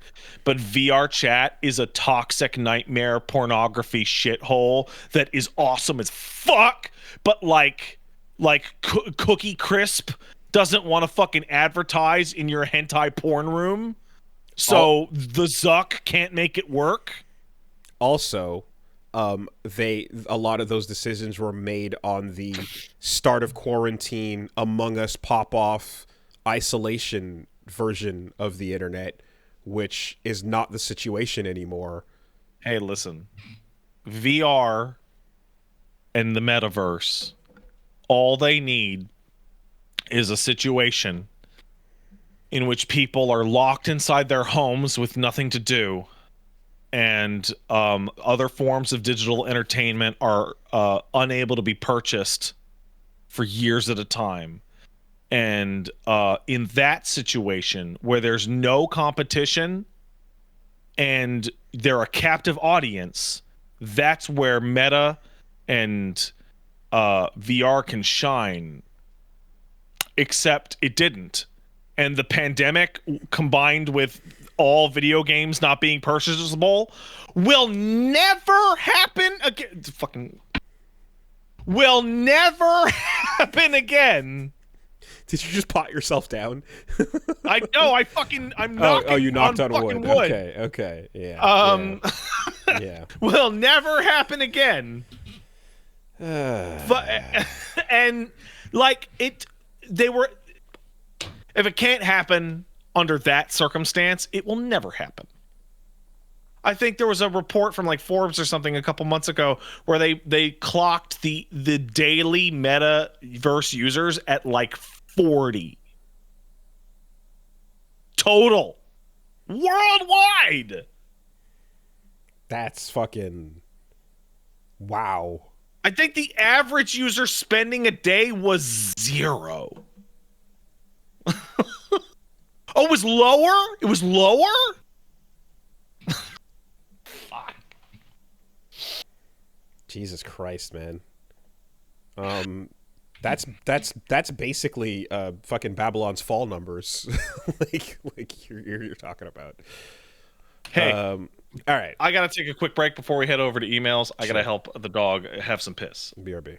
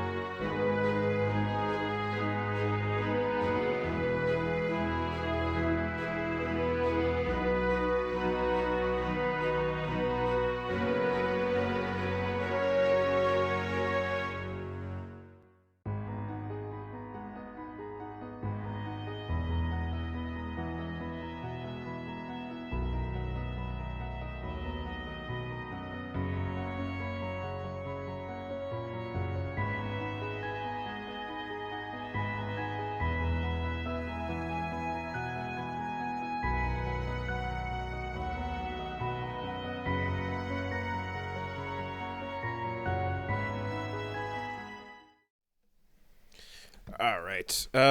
Yes, and just before we move out, as a footnote, well, appropriately enough, hey, Jim Ryan's on the way out, and Get maybe fucked, dickhead. after the announcement not too long ago that's actually PlayStation's gonna do a bit more single player narrative driven games. Maybe this gas thing. Maybe it's people are getting a little bit nervous about it. Yeah, Jim Ryan, who was aggressively pushing for that over the last little bit, is out, and maybe with the free time, he'll be able to catch up on all those PlayStation 1 and 2 titles that nobody wants to play. Dude, I feel so fucking old when I like think about this. It's like, do you remember? I'm sure we brought up a million times. Like, wow, every game's trying to be like Call of Duty. Wow, every game's trying to be like World of Warcraft. Wow, every game's trying to be like. The funniest one to me is every game's trying to be like Destiny, but like Destiny wasn't even trying to be like Destiny. Like, it's like, I think it was Mr. Fields, aka Chris Wolfhart, on Twitter that was like, "Boy, yeah, people are real sick of gas. Hope you're not 4 years into a 6-year dev cycle." Yeah, you're right. Fucking 10 projects or whatever that shit was. Suicide Squad is the fucking sacrifice upon the altar of gas. Well, no. The sacrifice upon the altar is the ones that are canceled before you ever get a chance to see them. Like God, didn't fucking Last of Us. No, not that. It was a news article that I forgot to make. Like, Sega canceled something called Hyenas. Okay. No, I didn't see that. Hyenas? Okay. What was it? Okay. So Hyenas was announced a while ago. I think it's like a fucking shooter. It's like an Overwatch. Oh, okay. No. It got canceled at the finish line. Oh. Jesus Christ. GAS means games as a service, if for anyone who's unfamiliar. It got canceled at the finish line. It had a closed beta, and like I didn't hear anybody talk about it, but like, bruh, yeah. So there was some sort of Last of Us type online only experience that was like shelved somewhere. Oh, I know exactly what that would have been. It would have been Factions. The DLC that they kept delaying and delaying and delaying. Last of Us 2 was supposed to have multiplayer. Okay. And they said we're working on something special, and then that just never materialized. Right. Which sucks because I know you're not like super into like third person like shooter multiplayer. Last of Us 1's multiplayer is fucking phenomenal. I like third person shooter more than first person shooter in most cases, but that was part of the big gas push, though. Apparently. Yeah. Woof. Yeah, Hyenas is dead. Dead at something like 95% completion. Game was like in polish phase. And they're like, no, die. Oh, yeah, and then Bungie, there was like a bid, right? Something with that. Anyway. It does. Wow. Somebody in the chat just summed it up so perfectly. This is from the Nameless Library. You're not just trying to get people to play your game. You're trying to get them to leave the game that they're already playing. It's taking over a slot of how you kill your time. You're not. It's not about I want to know what's going on in this game. Let me get through the narrative, whatever the case is. It's like, this is what I do from this point to this point. Yeah, you want to steal Fortnite users? Be better than Fortnite. That's tough. Send us proof that you've unsubscribed from FF14 for bonus skins. That doesn't even work. People unsubscribe and resubscribe to that game specifically all the time. Yeah. Damn. I've let my subscription lapse in 14 a bunch of times. You just come back when the patch drops, which is tomorrow. Well, okay. Damn. Something more predatory then. In any case, here, let's take some letters. If you got one, you can send it into castlesuperbeastmail@gmail.com. That's castlesuperbeastmail@gmail.com.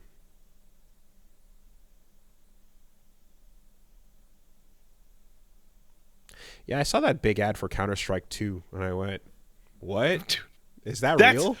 yeah, dude. So And then I hey, clicked on Counter it, Strike. and it's it's an Overwatch 2 situation. It Yeah, seems to no, be, Counter Strike Go is gone. it's this is Overwatch 2 again, right? Like I'm like just looking around. I'm like, I don't know anything Well, about anything, but are we doing this again? Are we just dropping the two? the difference is that people like Counter Strike. Um, But it's you know what's really funny? I saw Counter Strike 2, and I'm like, it's been a while since I played Counter Strike. And then I clicked on it, and it's like, it's mostly positive, very positive reviews, except for all the people on my friends list. You know, your people on your friends list, their reviews of the game show up first. mm-hmm.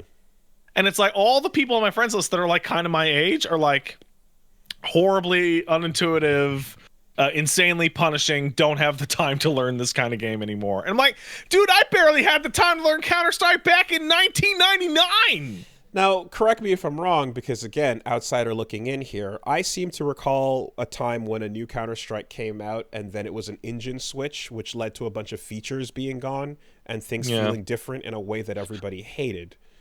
So the main thing is that not happening again? I don't think you've personally been like super attached to a game that had an engine switch like this.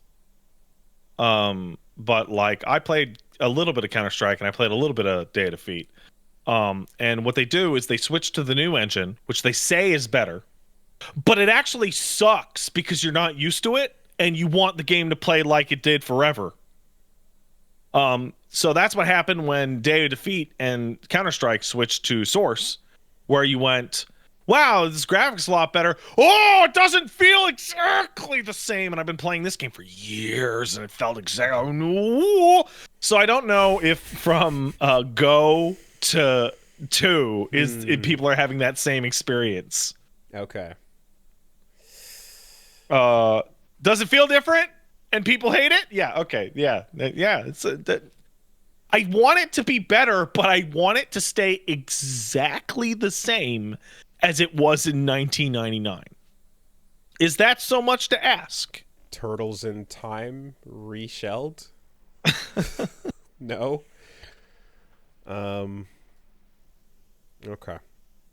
Well, fucking Counter-Strike came out. We were playing Counter-Strike before most of the people listening to this fucking podcast were even born. But the thing is, too, it's not just the feeling, because I also caught that there's features that are missing when they do the. Oh, like really? Yeah. What kind of feature? I don't know, but there's stuff that was available. Hey, chat, what features are missing in Counter-Strike 2 that CS:GO had? Someone will say something, I'm sure. They removed the game modes that no one ever played. Okay. Maps, gambling. All right. Map-specific factions are gone. Yeah, I get it. Funny hats. Okay. So I don't want to talk about hats. We got one coming in from Cap says, gentlemen, I saw people arguing about Bruce Wayne's age today and came to the realization that there are fewer questions that I care about less than how old is Bruce Wayne. What is a question in media that you don't care about the answer and you think anyone looking for it is dumb and wrong? That's a really good one. That's a great It's a really good example. Because comic book characters exist on a dumbass sliding scale. Yeah. So I was about to say, like, I think you've nailed it with that answer. And I think this is just a good excuse to bring up the 13-year sliding scale in comics, where the age of any character you like doesn't matter, because the earliest possible event in that timeline occurred somewhere around 13 years prior, and you just keep moving forward on that. And, I don't know if that has changed in recent years, but I remember being introduced to this concept some time ago, where you just kind of lock it within that decade and you go, anything that happened can't have happened more than 13 years ago. Hey, you want to have a fun mental exercise here, Wooly? I am 37, which means you're probably 36 or I'm coming up 37. on 37. I'm 37. Oh, you're 37? Fuck, I get this wrong every time. Yeah. Regardless, Yeah. you know how old Homer Simpson is in Oh season fuck. one of The Yeah. Oh Simpsons? god. Yeah, I heard He's something like fucking this. 34. There you He's go. There 34. you go. Mm-hmm. Mm-hmm. Okay? But Homer's still like 35, 36. So now he didn't grow up in the fucking 70s. Mm-hmm. He grew up in the fucking 90s like we did. And they've changed his flashbacks. Every flashback, yeah, like the shit he's doing and listening to, and the music and how he's dressed and what's going on keeps updating in that sliding scale. It's fucking weird. Yeah, it's that. It's also, you know what the funniest part about Homer Simpson is? In 1990 whatever, when The Simpsons came out, Homer was a middle manager at the local power plant, aka factory, and he owned a fucking three bedroom house on a nice street, but it was kind of run down and it wasn't as nice as the neighbor's house, right? Mm-hmm. And it was like, man, if only Homer could make more money, he'd have a nicer house. And the kids really fucked up all their finances, right? Mm-hmm. Now, Yep. now that's ridiculous. That house is insane. Yeah. Yep. Absolutely. With the garage, everything, the cars, we doing this? And the two cars? Single income?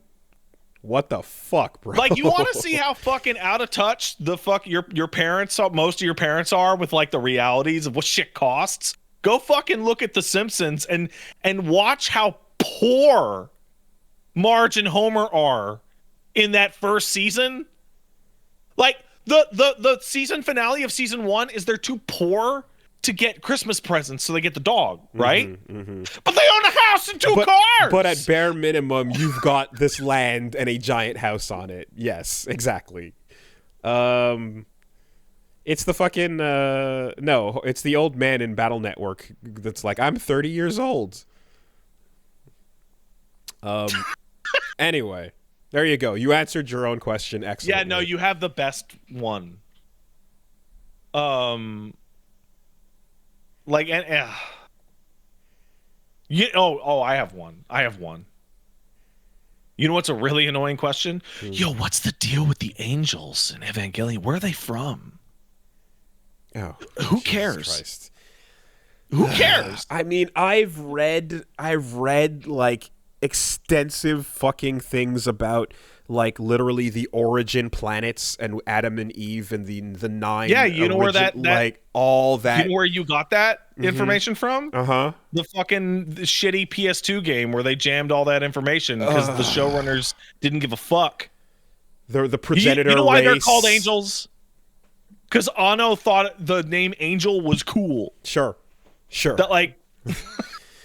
There's an actual super in-depth like timeline. Yeah, they come from the fucking Black Moon and the fucking crashing they're the of seeds Lilith of an alien life form and like and fucking whatever. The humans that are representing the descendants of them. All of that shit is fucking weak as fuck to the fact that your dad won't hug you. You want to snipe a tetrahedron, bro? Yeah, dude. Yo, you gotta keep playing Armored Core 6, by the way. I'm just saying. Okay. No relation to this conversation. Okay. All right, here. We've got one coming in from no name to tag with. So not even a name. Darasterius and other guy. In the past, Pat's repeatedly shout on NetherRealm games for being horrendously unbalanced and bullshit. When talking about Marvel, he says, "Who gives a shit? Give him everything. Don't worry about it." His favorite was 2, where everyone was in and they didn't even try to make it coherent. Please try to make this make sense. If Pat replies with NetherRealm for balance. If Pat replies with, "Here's the difference. NetherRealm games suck and Marvel doesn't," I invite Wooly to nod and go, "Yep, well, you know," and move on. I don't remember ever mocking NetherRealm games for balance problems. I think Shang Tsung doing fireballs to you for like 10 straight minutes is pretty funny. I was going to make fun of them this week for player one advantage, but they actually fixed that during the podcast. That's nice. They actually That's fixed quick. that. Injustice. Oh yeah, no, yeah, I make fun of Injustice. Yeah, because that isn't fun. Dumpster advantage and locking people down in the corner with Batman projectiles isn't the same as, hey, motherfucker, you want to learn how to do a fucking infinite. Yeah, well, you know. The shit that I make fun of in a NetherRealm game is like, what if we had a whole roster of people abusing Guile's leave the stage glitch in MVC2, which is so lame, it's banned, even though most of the other fucking bugs are left in. Uh, um. All right, here we go. Let's take one. Over here from Professor X says, "Hey men who revealed secret Koreans and secret robots and Wooly.